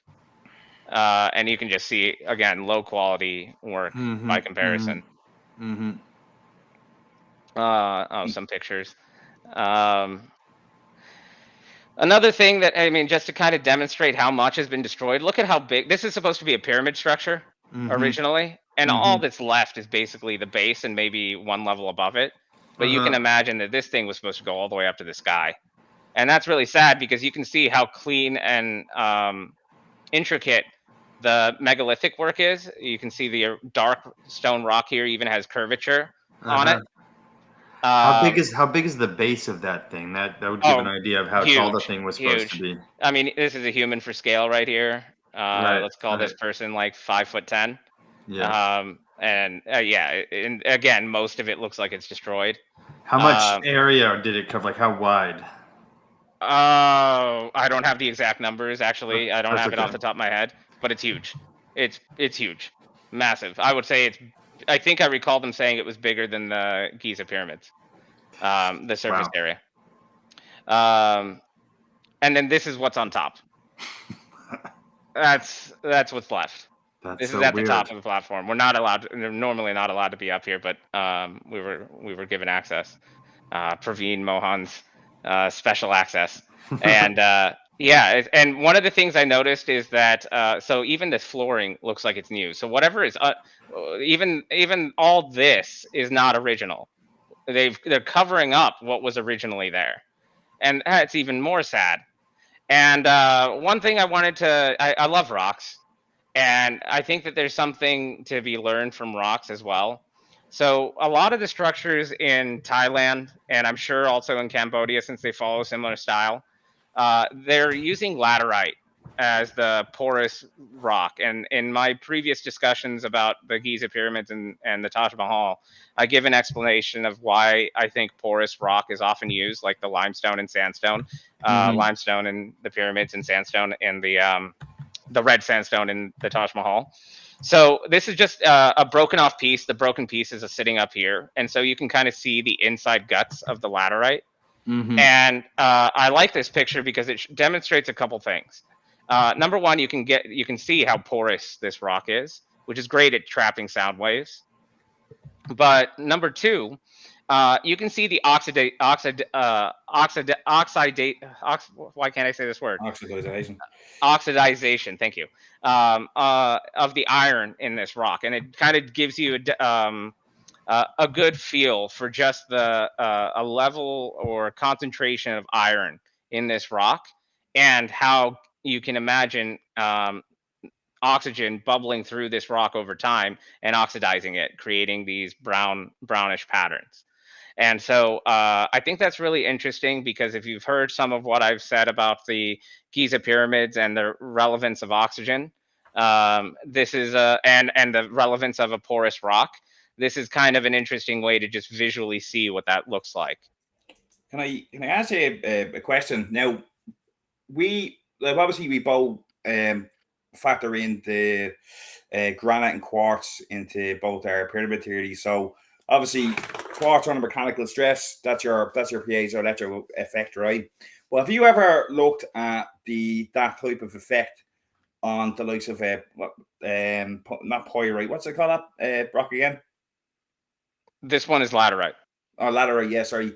So have you ever, like in your research, have you ever looked at any of those kind of stresses in regards to, like, say, like as I said, say with quartz, you put under mechanical stress, you can agitate a charge, but with laterite or any other kind of stone, like I know limestone has its own properties.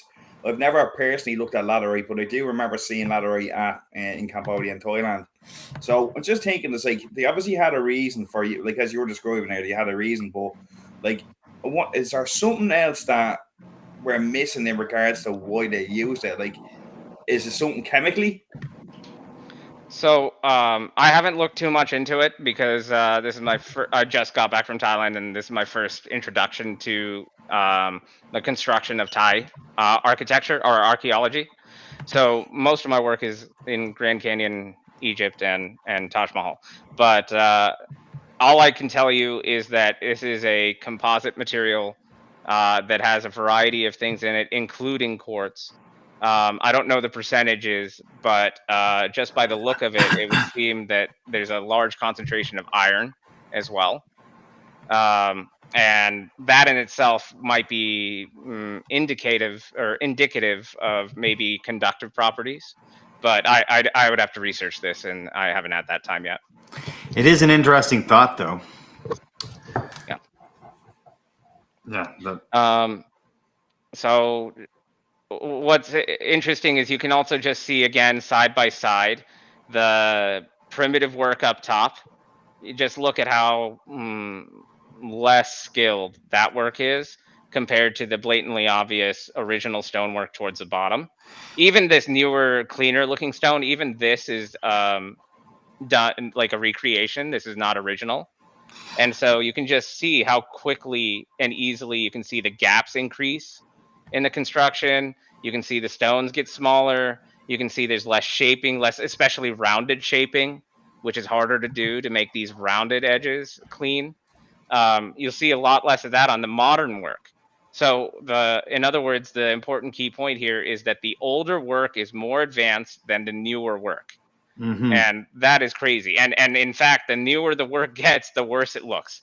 Well, that's the same in Egypt, the same in Peru, right? You see that all over Peru, and the best pyramids in Egypt are the oldest ones, right? So that it's the same story, just different place, you know. And I really wanted to show this one in particular. I mean, this is original rock too, and they even created like really ornate looking pointed edges on here that kind of look like the tip of a canoe boat. And like, I don't know if there's a functional purpose for this, but then you look at the newer stone, and then this is what they did as the newer version of the stone. And I mean, it's just a totally different feel. Look at the like the difference is absurd. And this is way higher craftsmanship by comparison to this newer stuff. And so it's just such a shame, because I wonder if can you imagine in your head if you had a pyramid of massive size, this massive size, that had that was entirely constructed out of craftsmanship of this level of quality instead of this and this level of quality, what would it actually look like? And yeah, that's the part that just kind of over and over again, I was kind of sad about the Thailand trip in a way, just because of how much this is the majority of the pyramid is destroyed. See when you walked around the base of that structure, you didn't happen to notice any there'd be like a little head. So I seen this in some temples in Cambodia, and I seen it in Thailand as well, where it was like a dragon head. I'd have to find a picture. I haven't looked at them in a while, but there was like a dragon head, and to me, like obviously it represented some form of drain off. You know what I mean? But if you walk around the obviously the base, you walk around the perimeter, and you'll see these heads in different spots. Now, obviously, it's some sort of drain off, but you didn't observe any of that where you were at there, did you?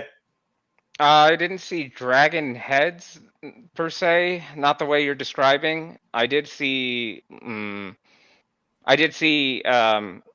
outs for drain off and stuff like that, and I did also see water reservoirs frequently around the structures. But also another thing to note is that tons and tons of the statues were heavily defaced.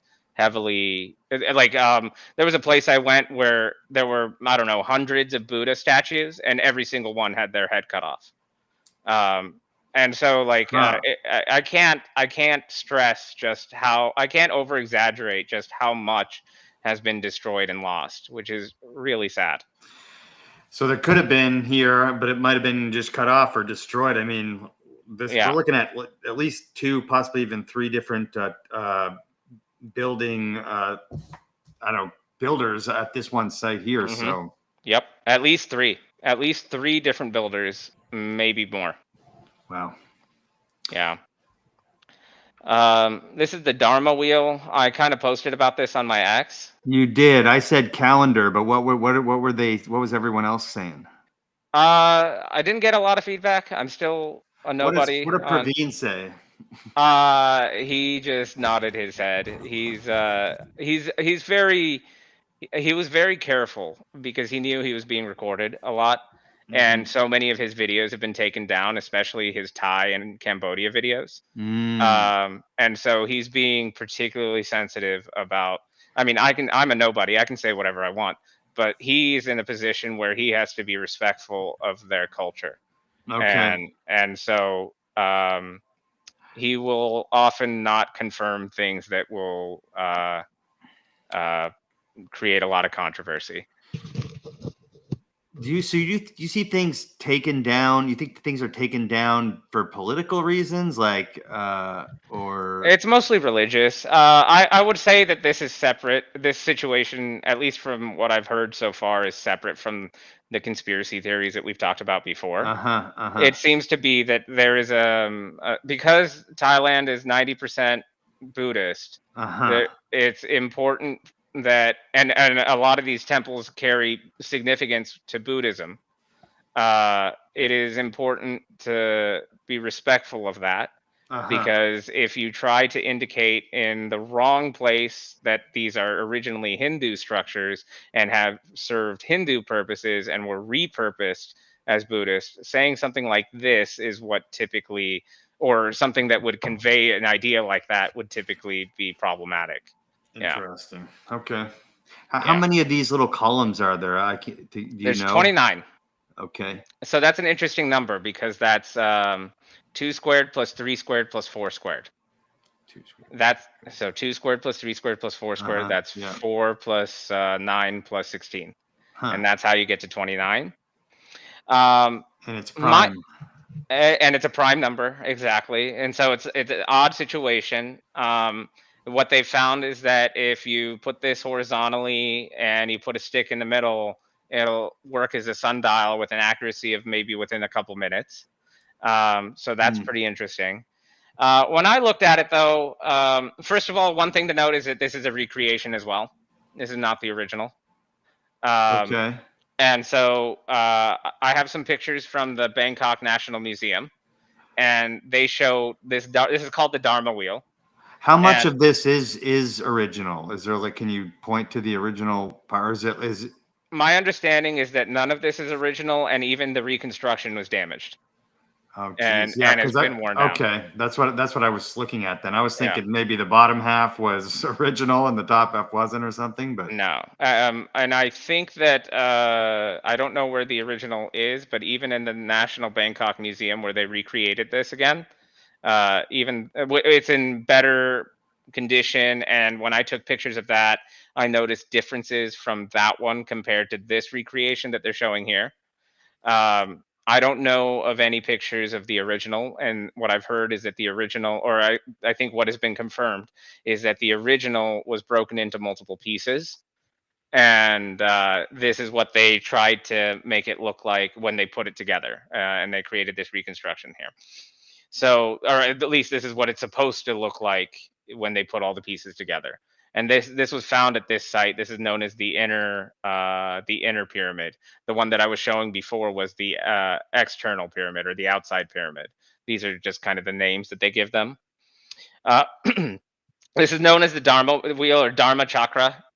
You'll see chakras all the time, especially in Hindu culture. And what I saw when I saw this originally was it looked to me like an alternating current motor. A chakra literally means wheel in Hindi. And so like even when you're talking about like the 7 chakras for your energy and yoga, you're really talking about wheels. And a lot of Hinduism, when they talk about chakras, they're describing a concept like a wheel. And so to me, when you see something called a chakra, and especially in ancient archaeology, the first thing you should do is spin it, or see if it spins, or think about it conceptually as something that spins. And an alternating current motor would have a setup similar to this, where it would have maybe these could be magnets, alternating magnets on the outside, and this thing would spin if you had like copper coiling around this. Just kind of a concept. And one of the other things that also indicates that this thing was supposed to spin, or at least symbolize something that spins, is that Praveen Mohan also has great videos of temples in India that with megalithic columns that rotate. And we're talking megaton columns. Some of these columns would have to be greater than 20 tons. Yeah, I've seen those, and there has to have a functional purpose. Otherwise, what's the point? And what he's shown is that a lot of these columns, they have ball bearings underneath them that help them spin. And you'll notice that if you've seen the ball bearings that they show there, they look just like this. Just like these ball bearings on the outside here. And just like this. They look exactly like that. And you'll even see carvings of like a weird, you'll see a carving of a weird wheel that's clearly on ball bearings. And there's a person inside that's like riding the wheel, this big like wheel on ball bearings down some battlefield or hill or whatever. And so it's been carved as some sort of transportation device in the past as well, or in other places as well. There's actually there's a name in Irish myth. I'm trying to think. Simon Major, I think, in our myth, he had a wheel. I'm just trying to think of what his name is, but I was just thinking about that. But do you know what that else reminds me of? The Mayan calendar has something similar like that as well. Am I correct in saying that? Like the chakra wheel, similar to the chakra wheel. It's like I can't picture it now.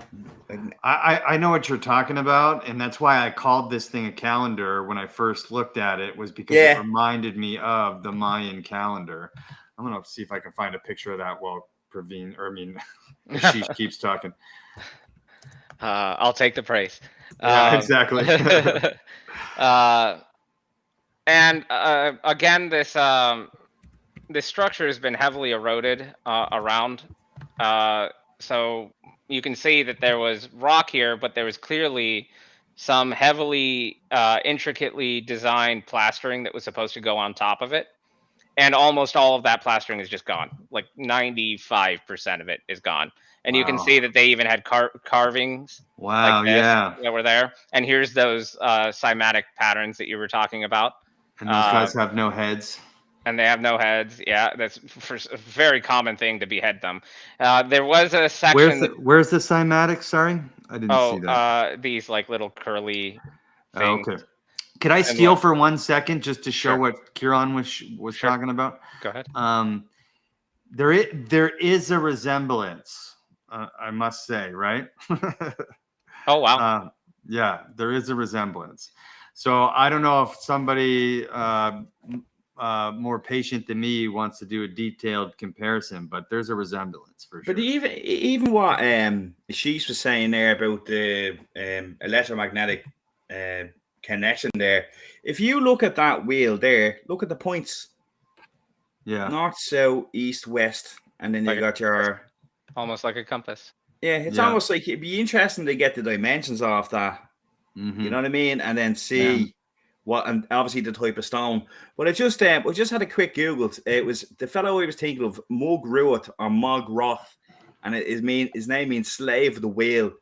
He's a figure in Irish mythology, a powerful blind druid of Munster, which is South Ireland, who lived on the Valentia Island, County Kerry. He grew to enormous size, and his breath caused storms and turned men to stone. He wore a hornless bullhide and board mask and flew in a ship called Roth Ramak, the Ord Wheel. That's in the private chat there if you want to put that into the group there. I just divided. So this thing. Sorry for interrupting that. You're good. This thing. This is a discussion. So I just divided 819 by 29 just to see if just because the other one had the 29 columns, it came up with 28.24. So kind of close. What's but, if you have a calculator up, what's 819 divided by 21? I got a calculator up. Let me take care of that. 39.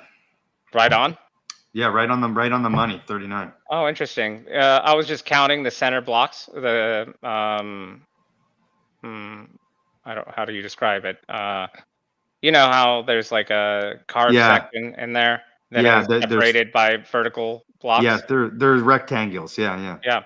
So I just counted those, and that was 21. So that's weird. Yeah. Yeah, I mean, I feel like they could do like that's like a whole rabbit hole. Yeah. Anyway, I'll stop sharing that. But I knew it. That's why as soon as I saw that, when you posted that literally live from Thailand, I said I think it's cylindrical, and then I don't know why I said that. It just, and once Ciaran said that about the Mayan calendar, I was like, oh yeah, that's why it looked like a calendar. Very similar. I've got more Dharma chakras that I'll show a little bit later when I get to the National Bangkok Museum, and maybe you'll see something that I didn't see there, because they're different versions of it. But just to quickly kind of show here, the carvings on this, they're showing this kind of a character over and over again, but in different species, like all with the large belly, all in this position. This looks like some sort of lion.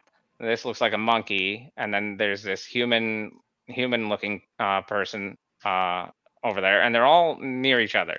And unfortunately, this is just at the lowest level of the pyramid structure, but almost everything above it is just destroyed or basically rubble. And it's just such a shame because you can clearly see that this was probably an ornately ordained structure originally. Mm-hmm. And so much of it is just gone.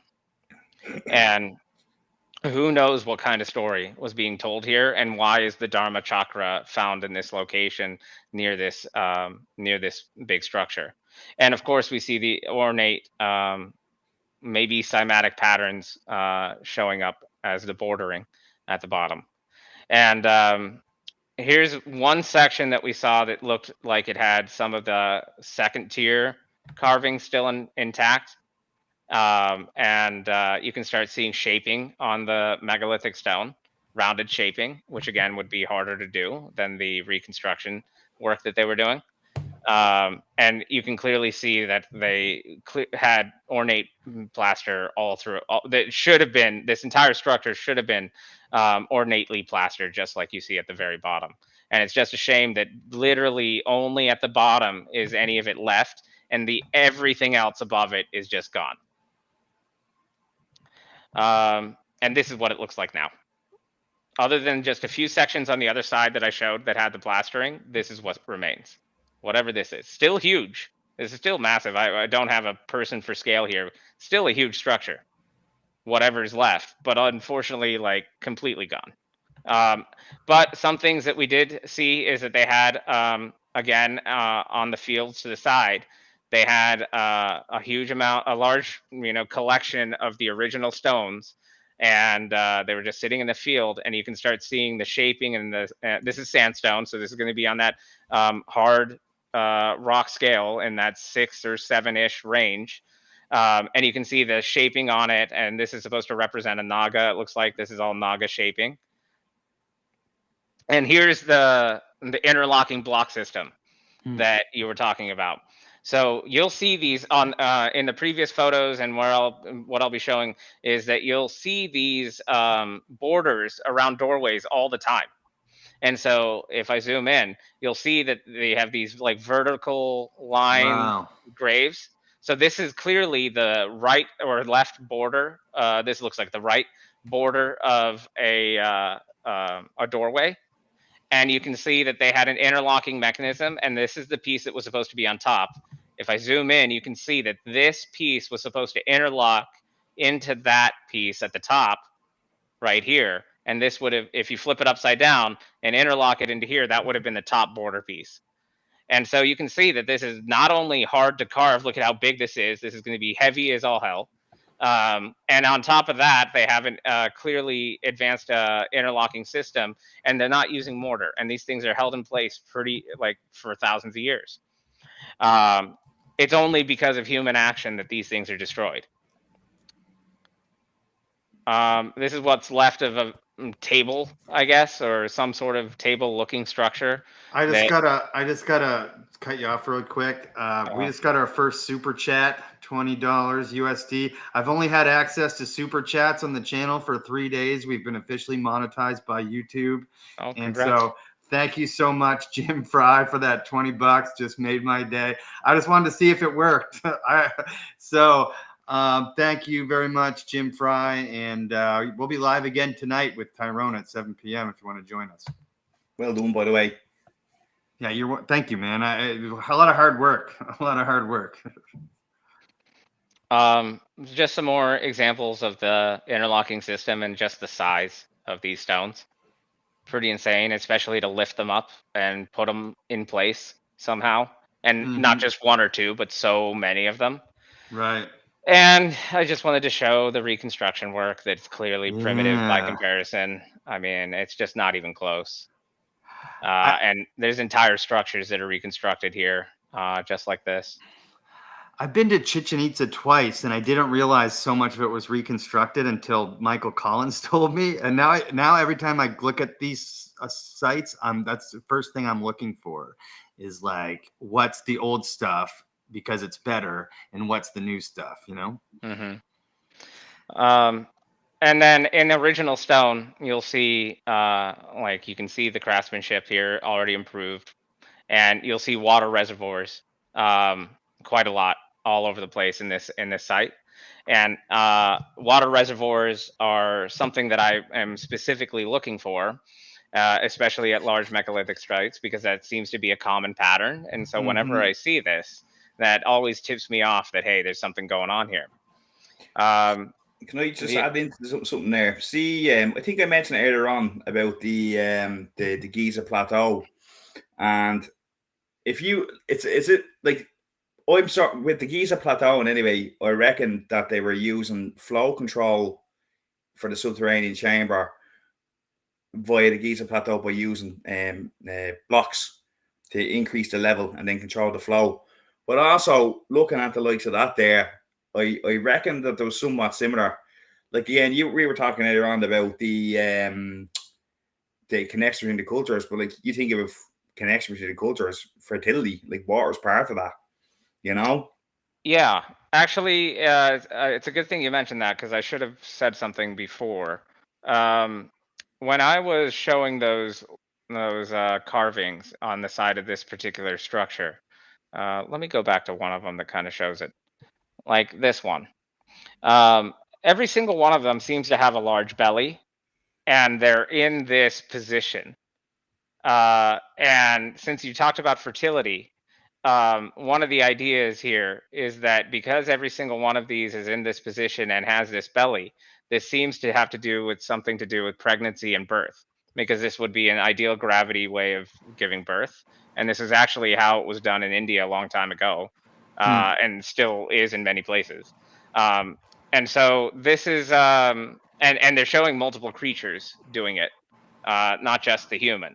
And so, just an idea. Like, all I have is this to go off of, and so does everyone else. But it is odd that they're all in this particular position.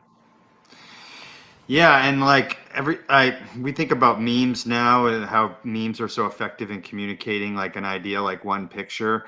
I think of that with like all this stuff, like this could be conveying a bunch of different things at the same time, you know? Yeah, and in India, Praveen Mohan has done a really good job of showing that they have carvings of advanced medicine. They have carvings of surgery. They have carvings of even plastic surgery and aesthetic surgeries. And then they also have carvings of showing evolution and various animals. And they also have a lot of carvings that show very fine detail on their statues, even about the musculature. And what I'll show is a little bit about even the veining and the bones. So in terms of anatomy in Indian statues and ornate carving, they show a lot of this advanced understanding of medicine as well. This is another temple with the Naga and a cymatic pattern that's clearly seen on it. And so interesting again, because I wanted to go back to the concept of maybe the Naga is related to waves, just generally energetic waves. And everything that we know of really as far as energy is related to a wave. And so having a cymatic pattern maybe is further indication of that. Maybe. And then we see this is the these are all recreations in this picture. These are not original. Even the recreations are starting to crumble apart. But what I wanted to say about it is that in Angkor Wat, we've shown that these create a shadow that looks like a wave pattern as well. And it seems like they have this same styling there. And so this is all just to say that Angkor Wat and these structures share similarity in their design. Even though these are recreations, the original pillars were supposed to look something like this. We also see these the megalithic burn marks, man. The burn marks. and yeah, burn marks all over the place. Yeah, everything has got burn marks in Thailand. They clearly burned it, like a lot of stuff.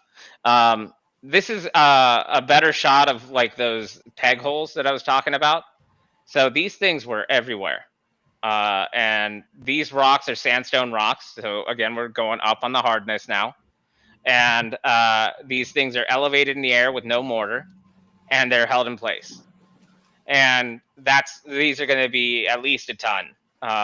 These are going to be really heavy megalithic rocks. Wow. And you can just, again, the craftsmanship between the oldest portion and the newer recreations, the craftsmanship is just so obvious as soon as you see it. So this is clearly original work, and this is clearly demonstrating high skill. And it's weird that the later stuff is always worse than that. And there's clearly supposed to be a beam that went across here, and it fell out. But what's interesting is you can see the interlocking mechanism of how these stones are held together, and it demonstrates how they're doing it without mortar. So kind of like Lego bricks, almost like Lego bricks. They can just fit in place. It's just so interesting to me that we get cell phones in the 80s or whatever, and they just got better and better and better and better every year, like technology's supposed to do. And then at all these ancient sites, the technology gets worse and worse and worse, like over time. That's not the direction of technological evolution. Yeah. You know? No.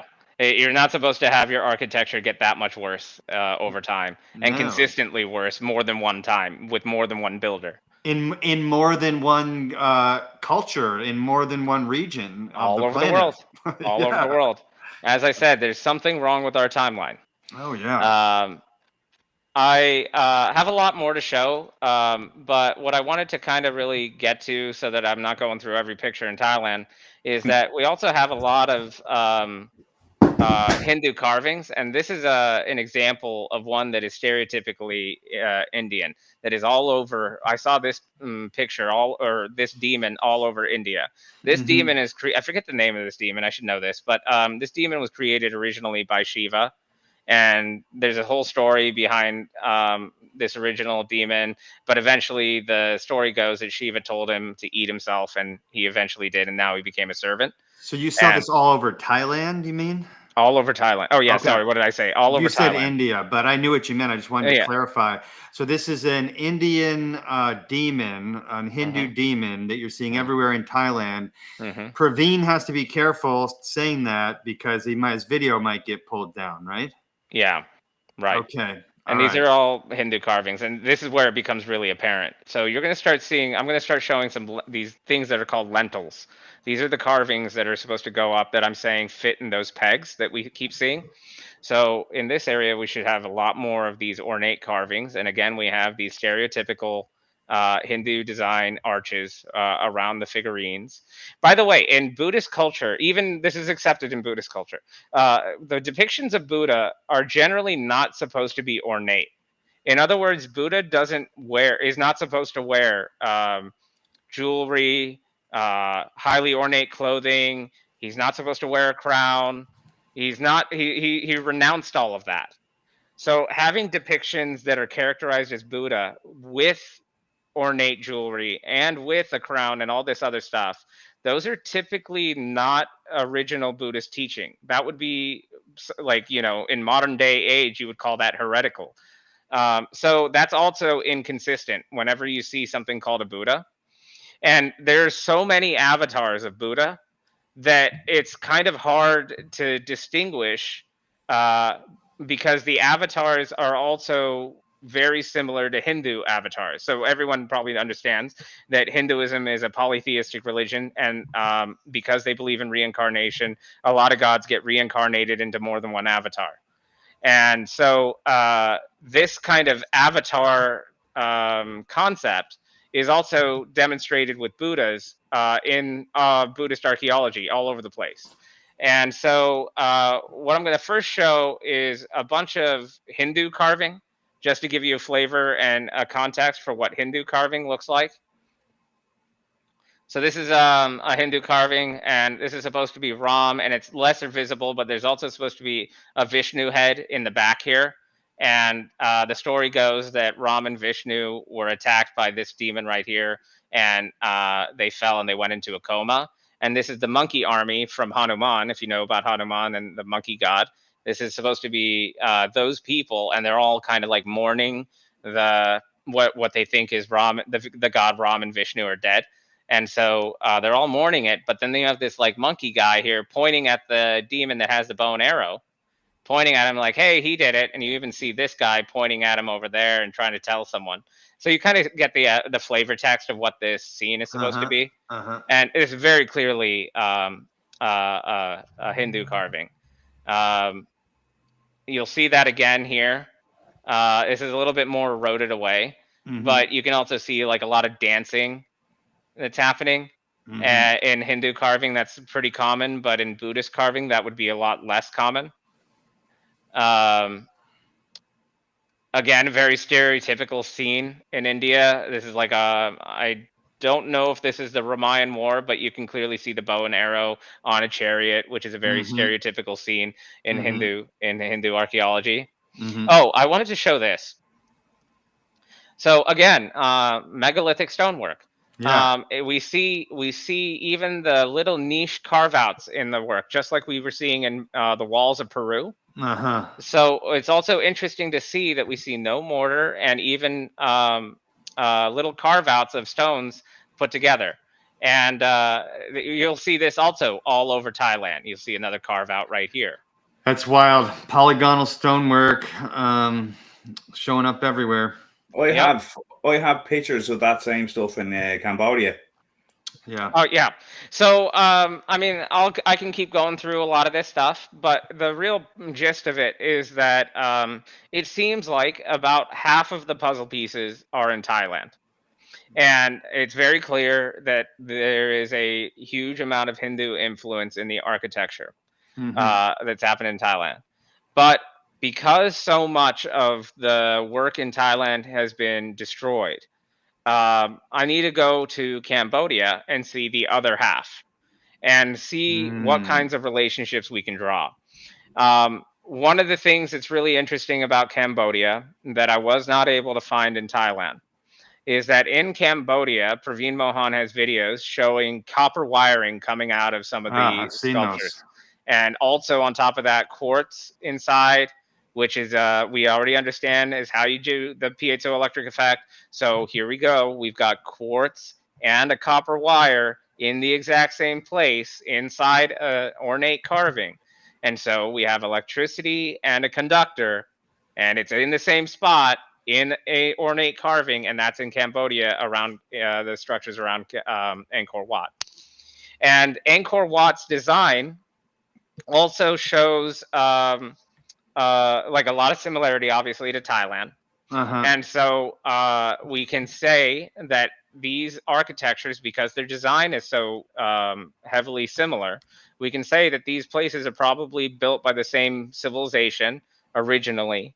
And probably there will be a lot of understanding that could be had from one to the other. Meaning, if there's something in Cambodia that doesn't exist in Thailand, that doesn't mean that we can't apply that understanding that we get out of Cambodia to the structures in Thailand, because we can say that they're similarly designed.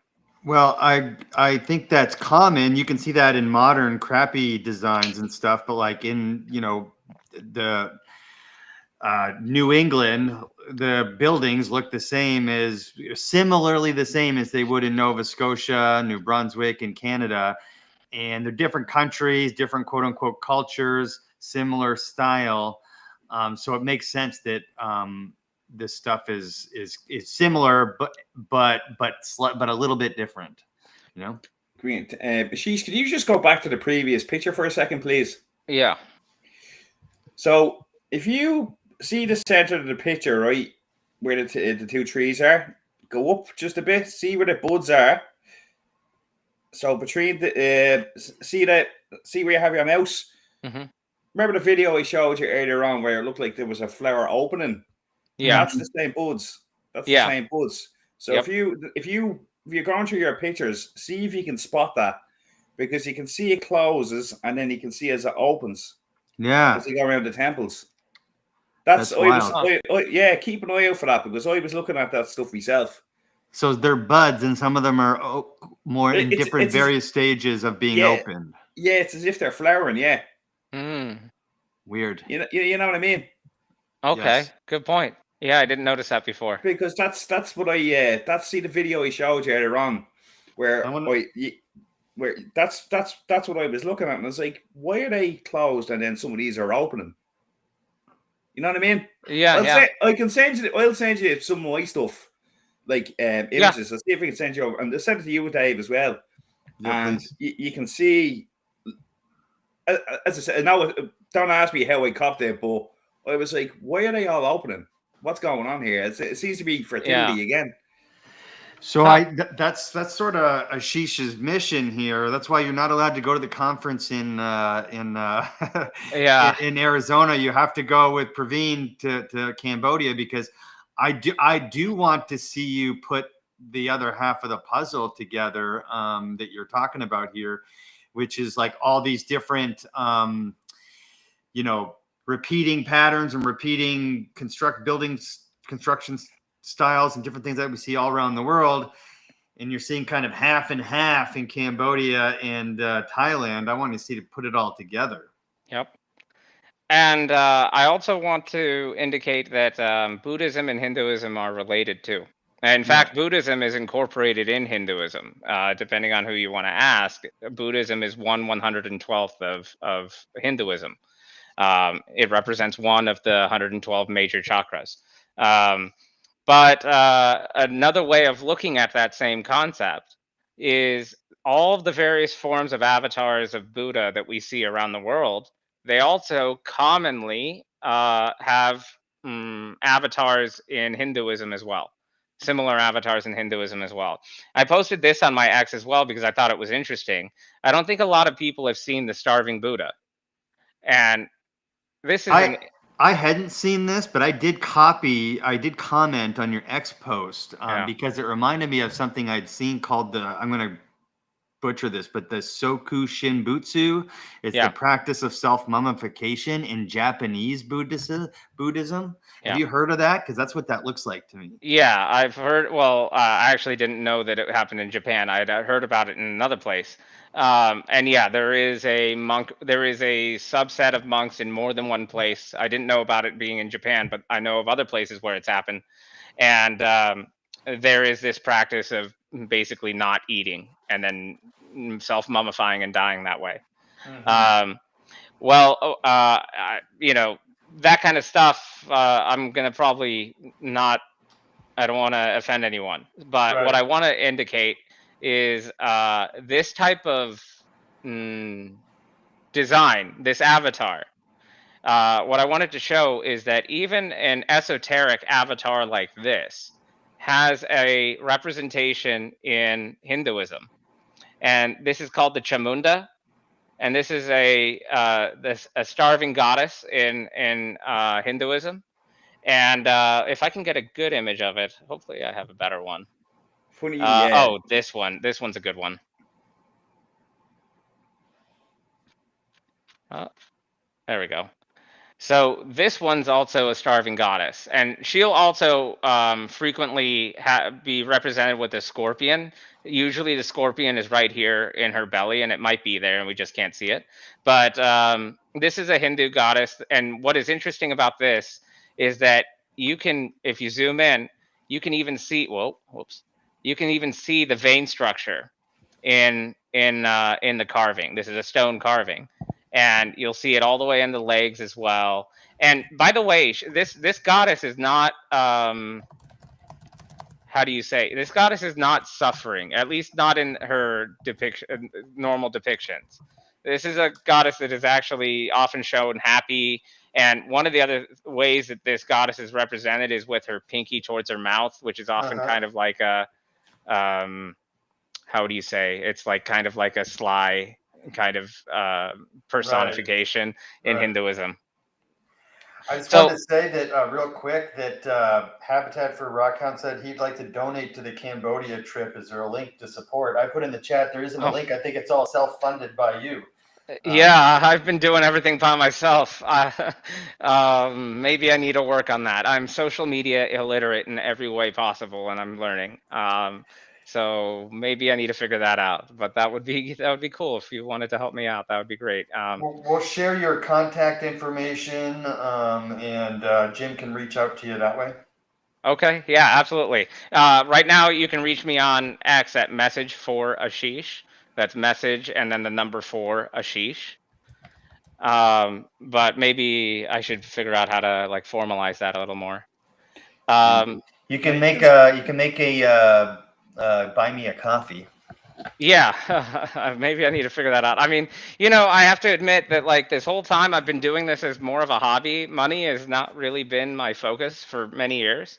But now that I'm trying to formalize this, maybe I need to figure out how to fund this. Because yeah, everything I do, I fund myself entirely, and I'm not employed. I don't have a job or anything. This is all life savings that I'm using. She's just gonna interrupt you there. See, you had one of the previous images. You had the Durga. The Durga. There was a Hindu goddess.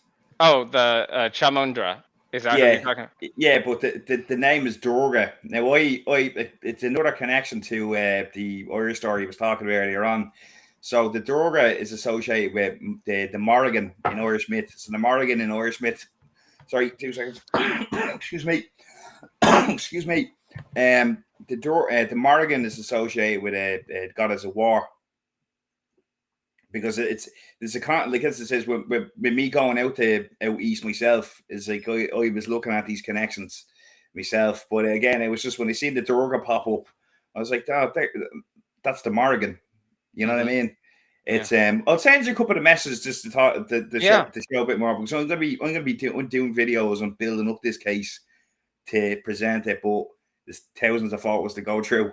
You know what I mean? But as it says, the Durga and the Morrigan, they're connected. Wow, it would be really cool to learn a little bit more about what, I mean, like I'm only familiar with the ones in India, and now I'm working on Southeast Asia, but if there are other avatars represented elsewhere in the world, I would love to know about it, especially if they relate to Hinduism, because yeah, just the pervasiveness of Hindu linked archaeology around the world is so frequent and common now, that can't be a coincidence. So there's something there. I can't specify exactly what, but hopefully we'll figure out. Well, I'll give you a bit of a clip into the stuff I'm looking at. So I know I mentioned the Daves earlier on, but they're mentioned as they mentioned the solar worshippers from the West.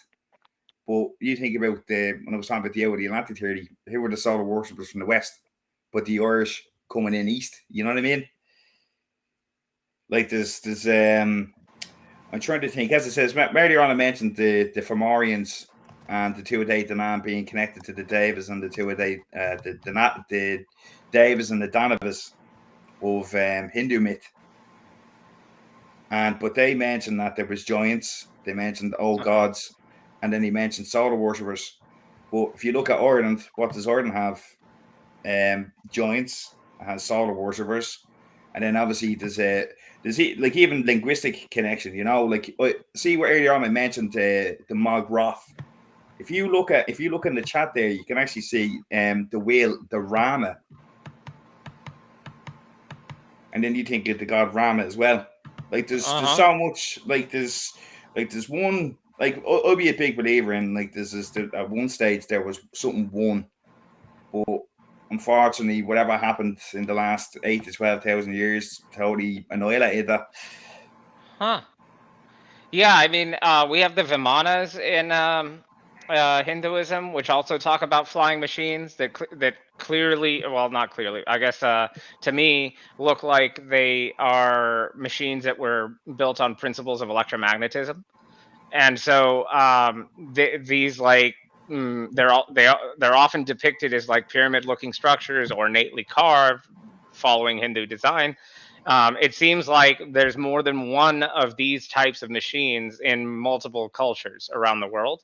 So if you happen to see anything that looks like a Vimana too in Europe or in Ireland or anything like that, that would be interesting, because if the stories have any connection to other stories, these things should have appeared all over the world. Like they were traveling around the world with these things. Yeah, 100%. Yeah. Slightly different though, right? It looked like that, but slightly different, right? Maybe. I mean, I imagine just like how we have different looking cars. Exactly.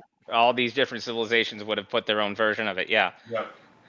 I just wanted to show just kind of a collection of the various forms and styles of Buddha, just to demonstrate how many different aesthetics there are for Buddha all over the world.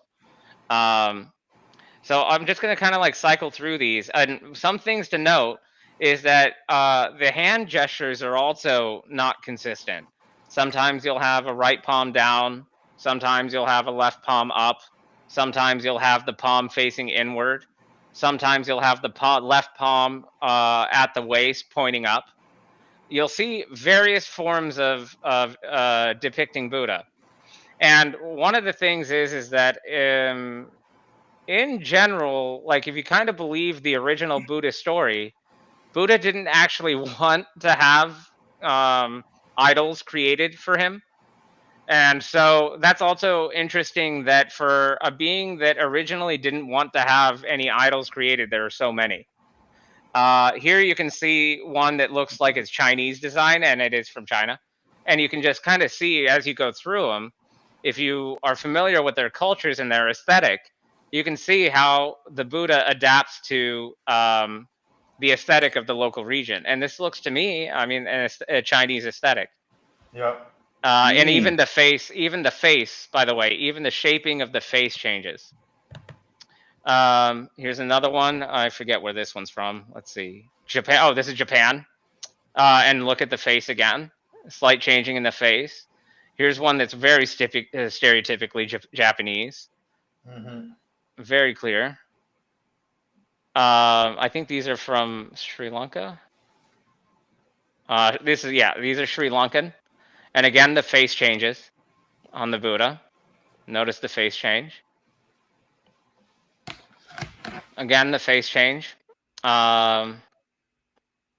Here's one with the left palm up, the right palm inward down.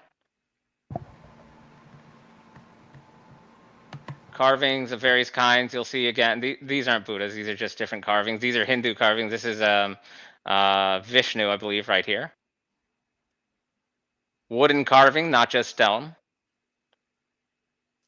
All different styles. Take a look at this one. You can see the face change, the clothing change, even the let's call it a helmet. Even the helmet changes. And by the way, again, Buddha was supposed to renounce all these luxuries. And so it's interesting, like, for example, on this one, that we see such ornate carving and ornate design being adorned on the Buddha. Not consistent with the original story, at least. But by the way, Hindu gods and Hindu goddesses, they are often ornately designed, ornately, they're covered in ornate clothing and jewelry regularly. Where's this one again? Myanmar. And again, you'll notice a face change.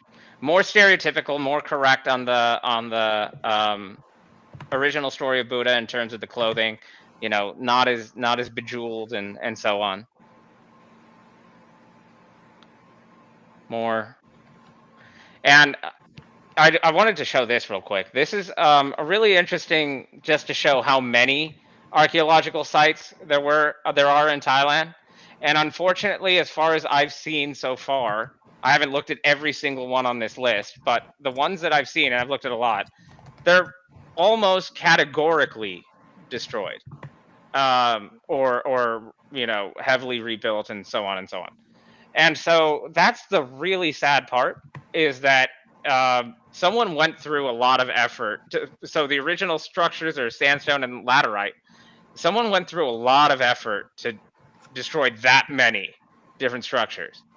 And so you have to like really go through the motivation here. Like, is it all about religious war, or was it about heretics, and that they didn't want to reveal something about another religion, and they went through all this effort for that? Or is it that there's some active effort maybe to hide the ideas or concepts that they were trying to share with the world? Yeah. And when you look at the ones that are more preserved in India, so hopefully by now I've made a sufficient argument to say that these structures, and this is a controversial thing to say, so hopefully YouTube doesn't take it down, but these structures are originally Hindu. I mean, come on. Like, all over the place, everywhere, come on. They're originally Hindu. Well, as far as I understand, that isn't the entire Angkor Wat and Angkor Thom complexes Hindu? Yep. And at the very beginning of the show, we showed the churning of the water. That's a Hindu story with a Hindu god sitting on top of it, and that's engraved on the wall in Angkor Wat. That's an original wall. Right. I'm really excited for you to go on this trip to make these comparisons. And I did get Jim's X, so I'll give that to you after the show. But yeah, amazing, dude. I was just gonna see what you're saying there, Ashish. They're talking about were these places deliberately destroyed. Now, see, I showed you the lads Clonmacnoise noise earlier on, where you're seeing the serpent, right? Now, that's not the only church in Ireland that has that stuff. There's a couple of them kicking around that all have them serpents and dragons and stuff on it. Now, I'm not too sure if you know too much of the history of Ireland, but when the Brits invaded Ireland, Oliver Cromwell, like he done a lot of damage. But when I was looking at the churches, now you can see how a lot of our temples have been destroyed. But when you think about how Ireland is so associated with Christianity, there's a lot of these serpent churches have been annihilated. So my feeling is that the churches that you see that are called either Church of Ireland, which is Protestant, I think a lot of them have just been rebranded. But I do think a lot of them are actually way older than what we realise. And the story is hidden in plain sight. And it's almost as if it's a constant across the world. You know what I mean? Yep. And I'm noticing that too. Yeah. And there's, like, even if you ever, like, I know, Dave, you said you were looking at visiting Ireland, but even if you ever pop over yourself, give me a shout. We go check out a couple of temples, or even I'll give you places to check out. Yeah, I've got a lot that I want to go see. Actually, before Cambodia, I'm going to India. I'm going to India in a couple weeks, actually. Are you going to go? Are you going to be anywhere near Kailasa? Because I'm kind of obsessed with Kailasa. Oh, me too. To me, it's the most extraordinary site on Earth, not called the Giza Plateau. And I was arguing with Grok, and then other people were arguing with me about how this thing was done with copper, with I believe, I can't remember if it was copper or bronze. But either way, chisels and hammers. And I just laugh because the thing is insane. Yep. It's like anyway. Are you going there? Or? Yeah, that's on the plan. Oh, yep. Yes. I'm going to go to the Taj Mahal again because they've changed a lot of the Taj Mahal since I was last there. So I'm going to see what the new narrative is. And then they've also changed, they haven't changed Kailasa Temple. I've just never been to Kailasa Temple. And it's also really hard to find imagery online that demonstrates in detail what's inside. Mm-hmm. Plenty of pictures on the outside, but inside a lot less available. So Mm. I'm going to try and get some of that documentation because it's also ornately carved on the inside and also inside the Ellora caves all over that area. So hopefully I can do one long, I'm going to try and figure out if I can figure out one long story for that whole area. Well, that Kailash temple has like something like 200 million Sanskrit carvings, Oh, yeah. hundreds of in full relief, and hundreds of hundreds of whatever you want to So- call them, animals and stuff like that. It's insane. If I may toot my own horn a little bit on this, I was mentioning that India has its own form of hieroglyphs. So one of the reasons why I got into this topic in the first place is that in AI, when my background is in AI, they kind of teach you the mathematical principles behind language. Now, I don't know many languages, but in terms of the mathematical principles behind languages, this is universal. It's understood. It's a mathematical concept, and that language is pattern recognition.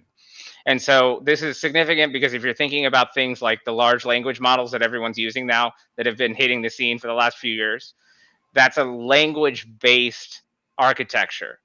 LLMs, large language models. So ChatGPT is a LLM, large language model.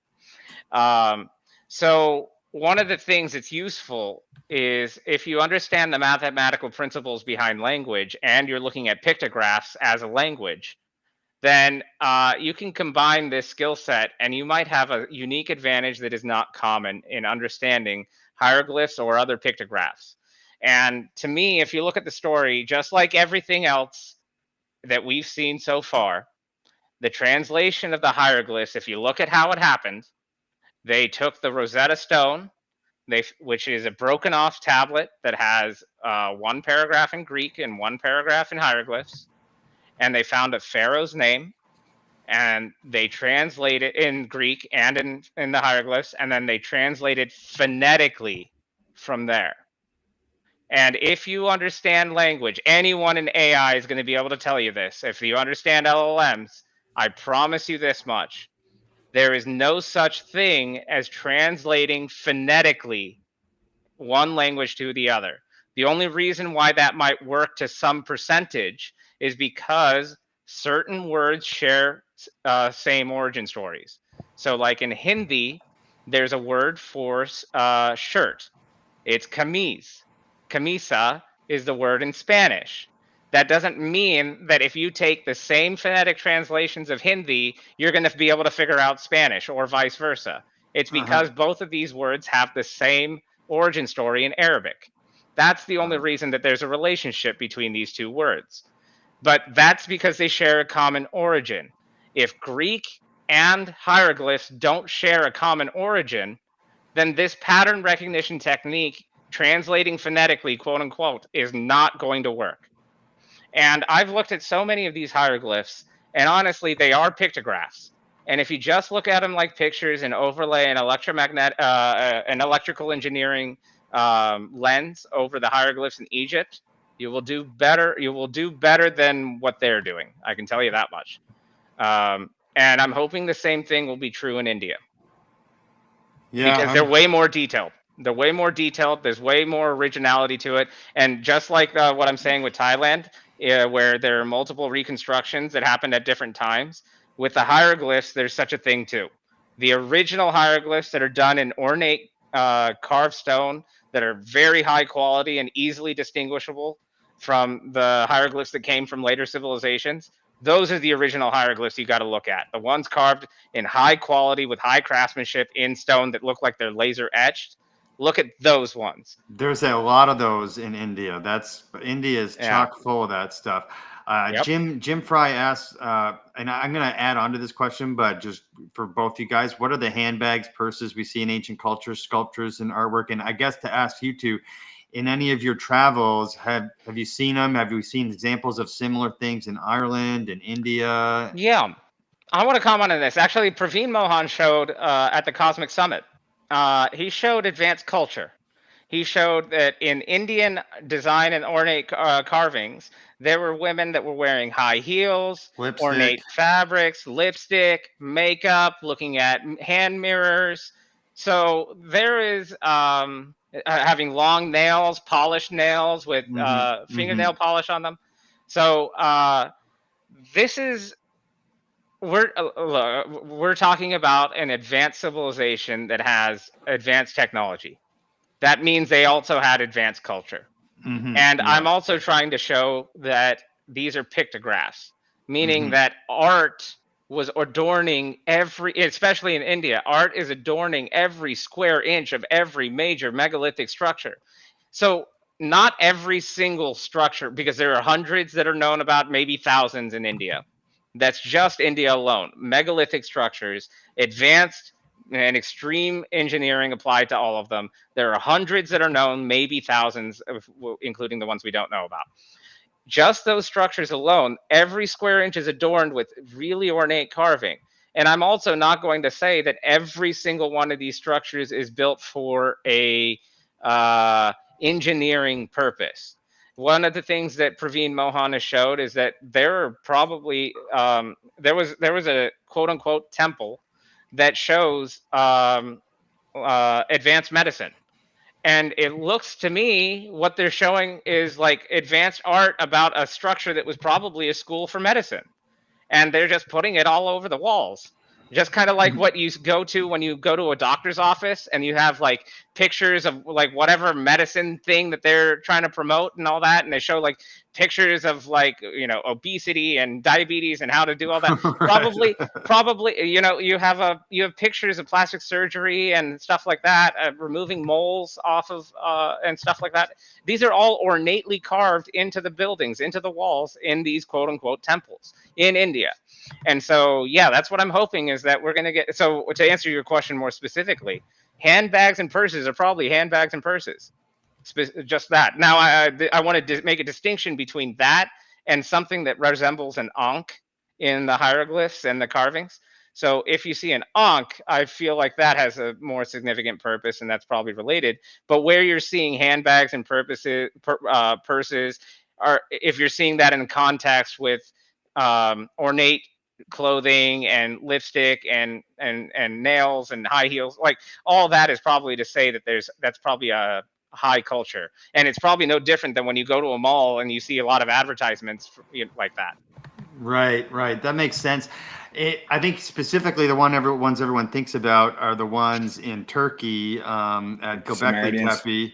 Yeah, in the Sumerians and stuff, and they want to ascribe like some kind of advanced. It's like some kind of advanced technology or something like that. But you're saying it could simply just be because the Sumerians and whoever built Göbekli Tepe must have had some high culture. It literally could have just been like, here's a gift of food or whatever, you know. Doesn't necessarily have to be you know, technology. I have a couple of things on this now. So again, I'll go to the Irish culture. So if you look at the Irish monks who went around, Irish monks about I think it was 5 to 800 AD, that they went into Europe. They spread Christianity into Europe. But what these Irish monks had, Columbanus, St. Patrick, they had bells. And I'll try to dig up a picture now in a second. I post about it on Twitter. Excuse me. I post about it on Twitter where you actually see these bells, right? And to me, when you think about bells, you think Tartaria, you think bells, you think harmonics. Now, obviously, when we were discussing these temples, these Irish monks were building these temples, sound waves, and then they carried around these bells. Apparently, when they rang these bells, it's what called the flock to them to build up these parishes, right? But then the other thing is in Irish myth, right? Now again, it's for anyone watching, it's on my YouTube, and then if you scroll through my Twitter, you can see where I talk about all this. Well, there's a people called I think it's the third or fourth invasion, and there's a people called the Fair Bolg. So the Fair Bolg means men of the bag, right? So what happened was they came from, originally their ancestors, I think, was Partholon. Partholon left Ireland due to famine or disease. Some of his descendants went north into the world, and others went kind of to Greece. They found their way back. and the Firbolg are said to have brought soil with them. Now, when you think about soil, they made the land fertile, again, fertility. But there was an interesting thing when I was thinking about that, the whole Firbolg thing, because when I talk about the genetics and the genealogies, the Firbolg were the first people to introduce kingship into Ireland. So, aren't we originally 5 kingdoms? But when they left Greece, landed in Ireland, they had these bags of soil, and it was meant to make the land really, really fertile. But when you think about other cultures, you have in America, I can't remember the culture in South America, but the Amazon had a particular type of soil that was made to grow, as in it was this type of soil made the land very, very fertile.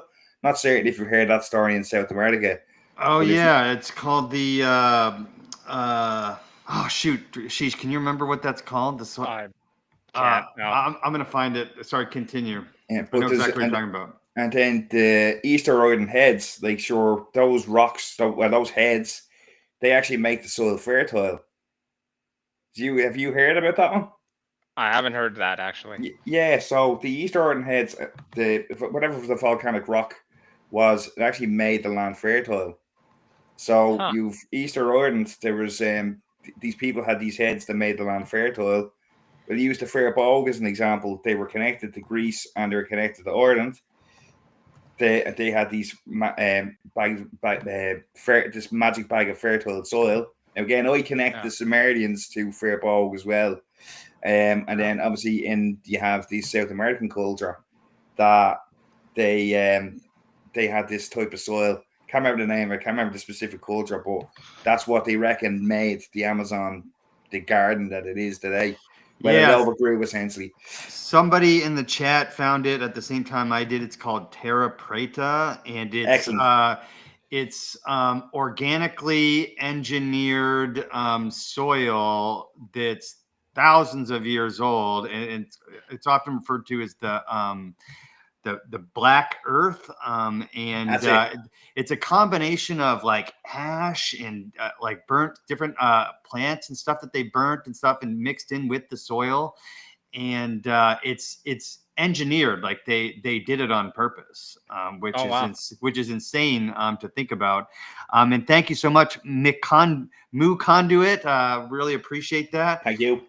And yeah, very cool. Yeah, I mean, I don't know enough about the soil around the world at these megalithic structures, but what I am seeing is terraforming. And so we have a huge amount of terraforming that's happening. I mean, the Grand Canyon, if I'm right about that, that's a massive example. But the Kailasa Temple is an example of terraforming because it's all about carving the negative space. And one way or the other, you got to think about the scale because of how many of these megalithic structures, including all these pyramids, are around the world. There are some, not just one, but many cultures are excavating enormous amounts of earth. So again, we have to start giving some credit here. They are more advanced than just primitive barbarians, right? So what Land of Chem has done is he's showing a lot of evidence that one of the pyramids on the Giza pyramid and maybe others are creating ammonia, and it is understood that ammonia is useful for creating fertilizer.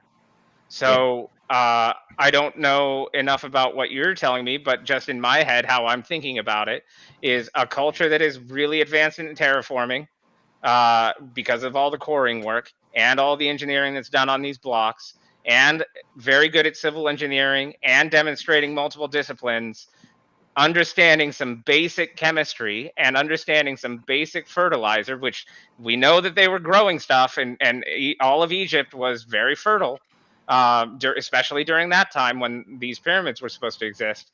We already know a lot of the supporting information is there for that kind of understanding. So for you to say that they might have engineered the soil, that seems, relative to everything else they've done, very elementary. Yeah. It's one thing the ancients knew. They knew how to live with the world. Now, I do a bit of work with now it's my buddy now the Breton Academy.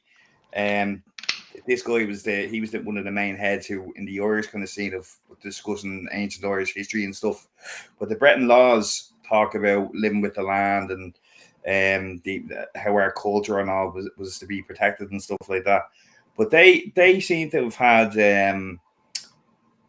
they seem to have had something going on there as well, as in like it's just like they live with the land, and even what you mentioned about terraforming. So I reckon that's exactly what the pyramid was doing itself. Like, see, I was saying about the boiling the water in the subterranean chamber. You think about that water. You've got lime obviously there. That water is boiling. The electric charge happens in the electrochemical reaction happens in the internal chamber. What happens to all that vapor? Goes into the atmosphere. That's moisture into the atmosphere. It's ionized into the atmosphere. It's like given life. You know what I mean? Mm-hmm. Yeah, I mean, steam. I have through saltwater electrolysis and the ideas that I proposed. I'm also suggesting that they are venting H2 and O2, and that's great for stimulating rain cloud. Yeah, and that's great for stimulating rain cloud production. And of course, we have water reservoirs all around it, and we're seeing that water is a regular part of megalithic structures all over the world. And they're artificially, and in numerous cases, they're artificially creating reservoirs around these structures specifically for water. Right. So they're going out of their way to include water into their construction. Ashish, can you zoom in on this wheel before we talk about it?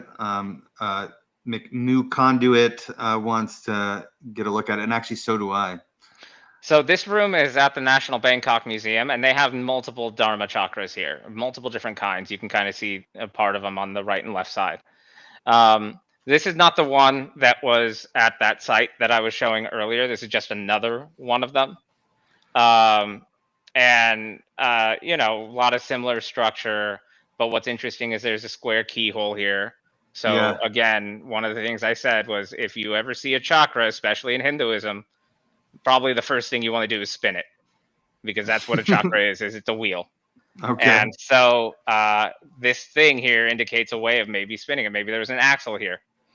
And originally I was saying that it looks to me, just applying an engineer's mind to it, this looks like an alternating current motor.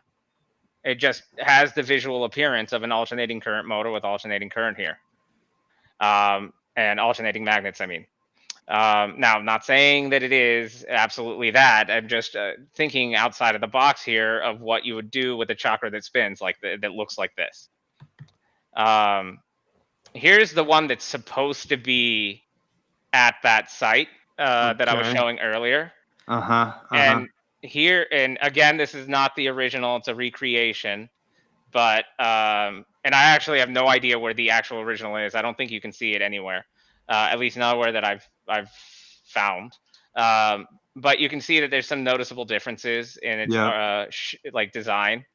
And this is supposed to be the same one that's over there. So this is two different recreations that are slightly different.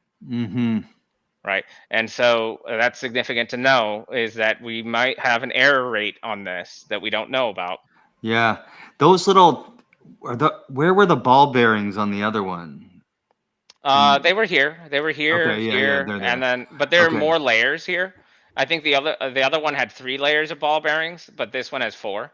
Are those buds that we're getting repeating? We're getting buds right here. Yeah. Did you notice this? The difference in the two, and one had the square peg, and then the other one has a circular peg, right? So also interesting that it's not just one style.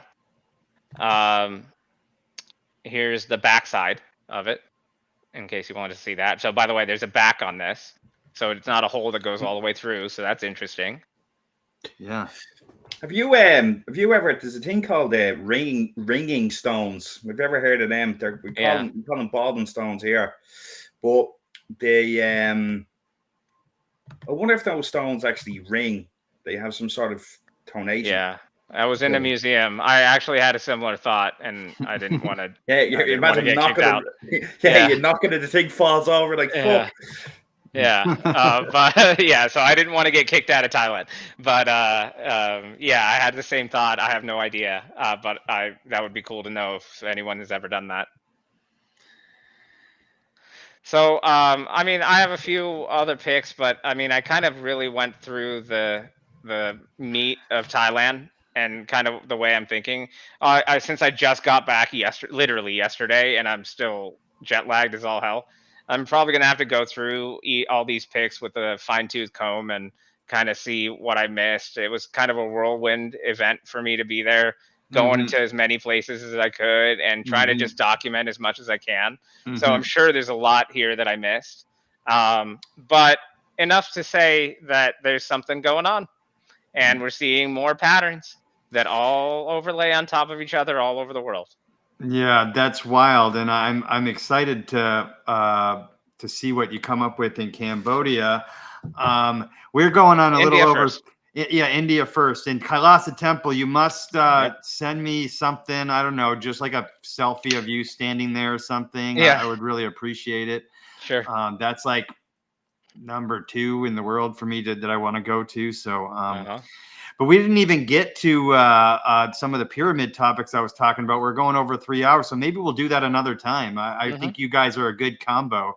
Sure. And but I was really happy to see all this stuff from Thailand, and also get because when we got Ciaran here, or you could find somebody from any corner of the earth, I think, who could, if they're paying attention, could draw connections between almost all of this stuff. And so getting the Irish perspective was very interesting. And I'm very compelled with how much strange connections there are to Ireland, with Hinduism, with ancient Egypt. There's a bunch of weird stuff in Ireland too. You should send him some of those follies. We know that those are modern built, but there's these places called Irish Follies that there's literally there's what's it called, the tall things, I'm forgetting, Obelisks. There's obelisks, there's pyramids. It's wild. Yeah, they call them Tau crosses. So there's like it's a cross like that. What's called specifically called the Tau cross, like TAU, like the Greek letter. But even like when you think about the symbolism behind T, like T as in what is like, okay, what does the the Göbekli T-shaped pillars mean? I was like, well, like, was that a measurement? Like, obviously not like an obelisk that you can reckon it was like a sundial essentially.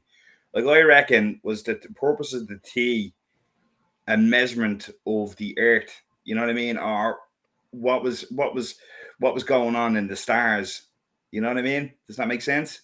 Yeah. Like, I reckon that there was it was the T cross or T pillar, whatever way you want to describe it. I reckon that was some form of measurement. I can't remember what Tau meant now in the Greek letters, but I did figure that there was something going on there as into measurements. We'd probably figure out more if they'd excavate more than 10% of the damn site. We'd probably be able to make some more comparisons like that. But the other thing is, I think we should be looking kind of underground. Like when I was in Egypt, was in Luxor, and like you can see how they've carved into the temple, like they carved into the side of a mountain and went deep into like a cavern. And even like there's, I'm not too sure you've seen the story, but in Ireland there's an Egyptian princess called Scota. She landed in Ireland, and her burial places in Kerry, where the Mog Roth wheel I was talking about. It's interesting that there's a bit of a connection there too. But I reckon that there's possibly somewhere around that region they've carved into the ground, because I do know there's loads of limestone caverns in the west of Ireland. But like obviously they don't want you going down there like this.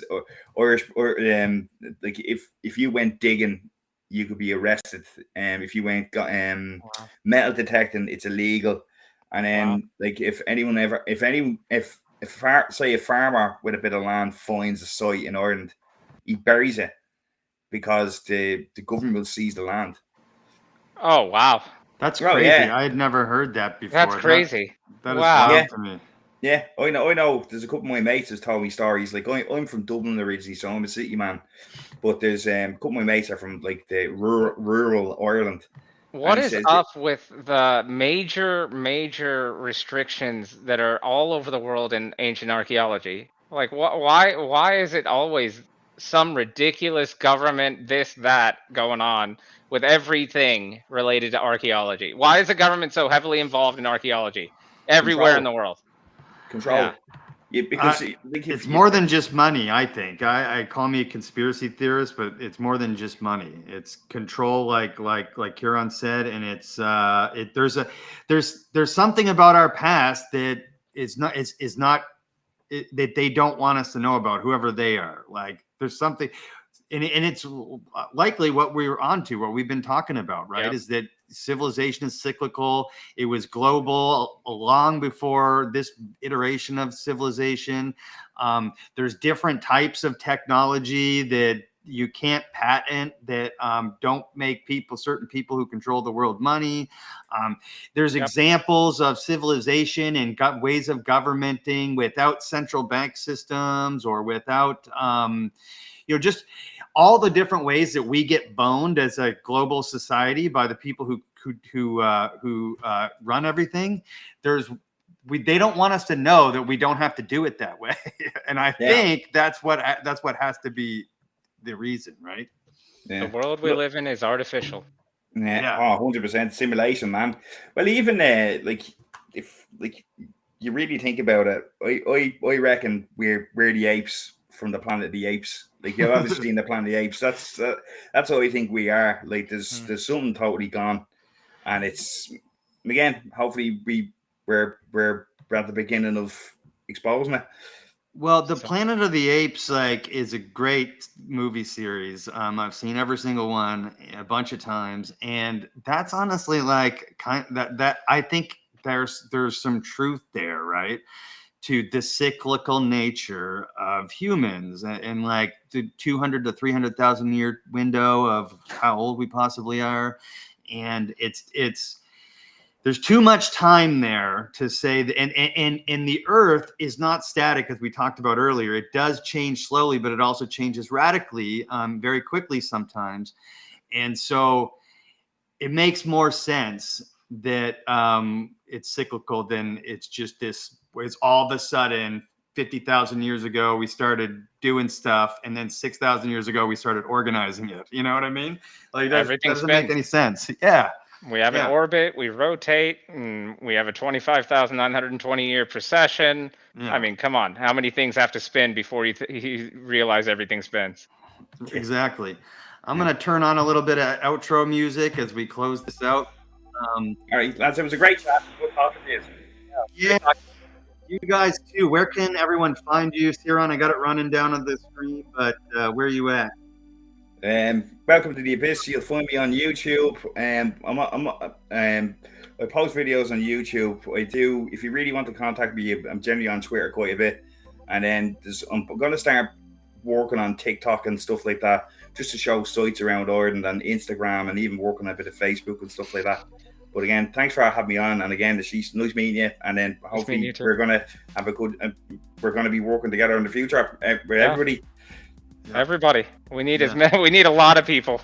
We need a lot of unselfish people who just want to know the truth and are tired of getting spoon-fed like a narrative, right? So, Ashish, where are you at, man? You can find me at message for Ashish, the number 4 Ashish on X. Hopefully, I'll become more social literate over here over time. But for now, that's a great place to reach me. And then hopefully I'll have more down the road.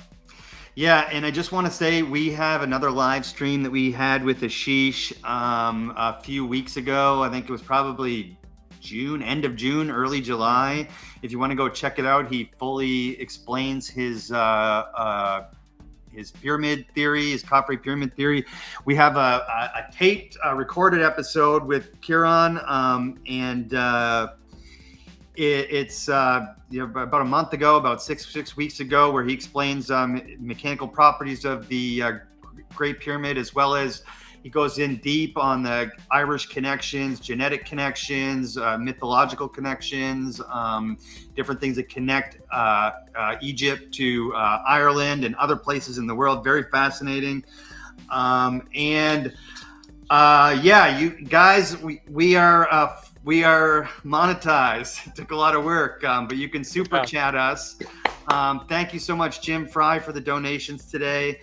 But we really appreciate likes, subscriptions, shares, getting the word out. That means the world to us. Any little thing that you guys do. Tell people. Yes, it's tell the people. Most interesting problem in the world to solve. There is no more interesting problem than this to solve in the world. I promise. This is the most interesting of them all. I 100% agree. And the more people that know, because I think a lot of times some people just don't know. They just think what they were told in school was true, and then they just go about their life and they don't know. But then you watch like a Praveen Mohan video and you go, what the fuck? Like, you know, like what is that thing? And all of a sudden you start putting these pieces together, and it's a whole beautiful rabbit hole to go down, and you get connected into different communities. And it's just my favorite thing. I'm just going to do one more quick promo of what makes this, like, the reason why Ashish is even here is because he met us at Cosmic Summit, Mike and I, and that's where you find like-minded people to talk about this kind of stuff in person. New event coming out, Quest for Ancient Civilizations. It's got some real heavy hitters in the space. We're going to be interviewing some of them, so please check those out. And yeah, thanks for joining the Multiverse again, guys. Both you guys, your second appearance, so really appreciate it. Thanks again for having us on, by the way. Thank you very much. And thanks again. Nice meeting you, Ashish, as well. Yeah. Nice meeting you too. I'm going live again at 7 p.m. Eastern with Tyrone. We're going to talk effigies and different sites in Georgia, Southeast United States. So tune in 2 hours and 8 minutes. All right.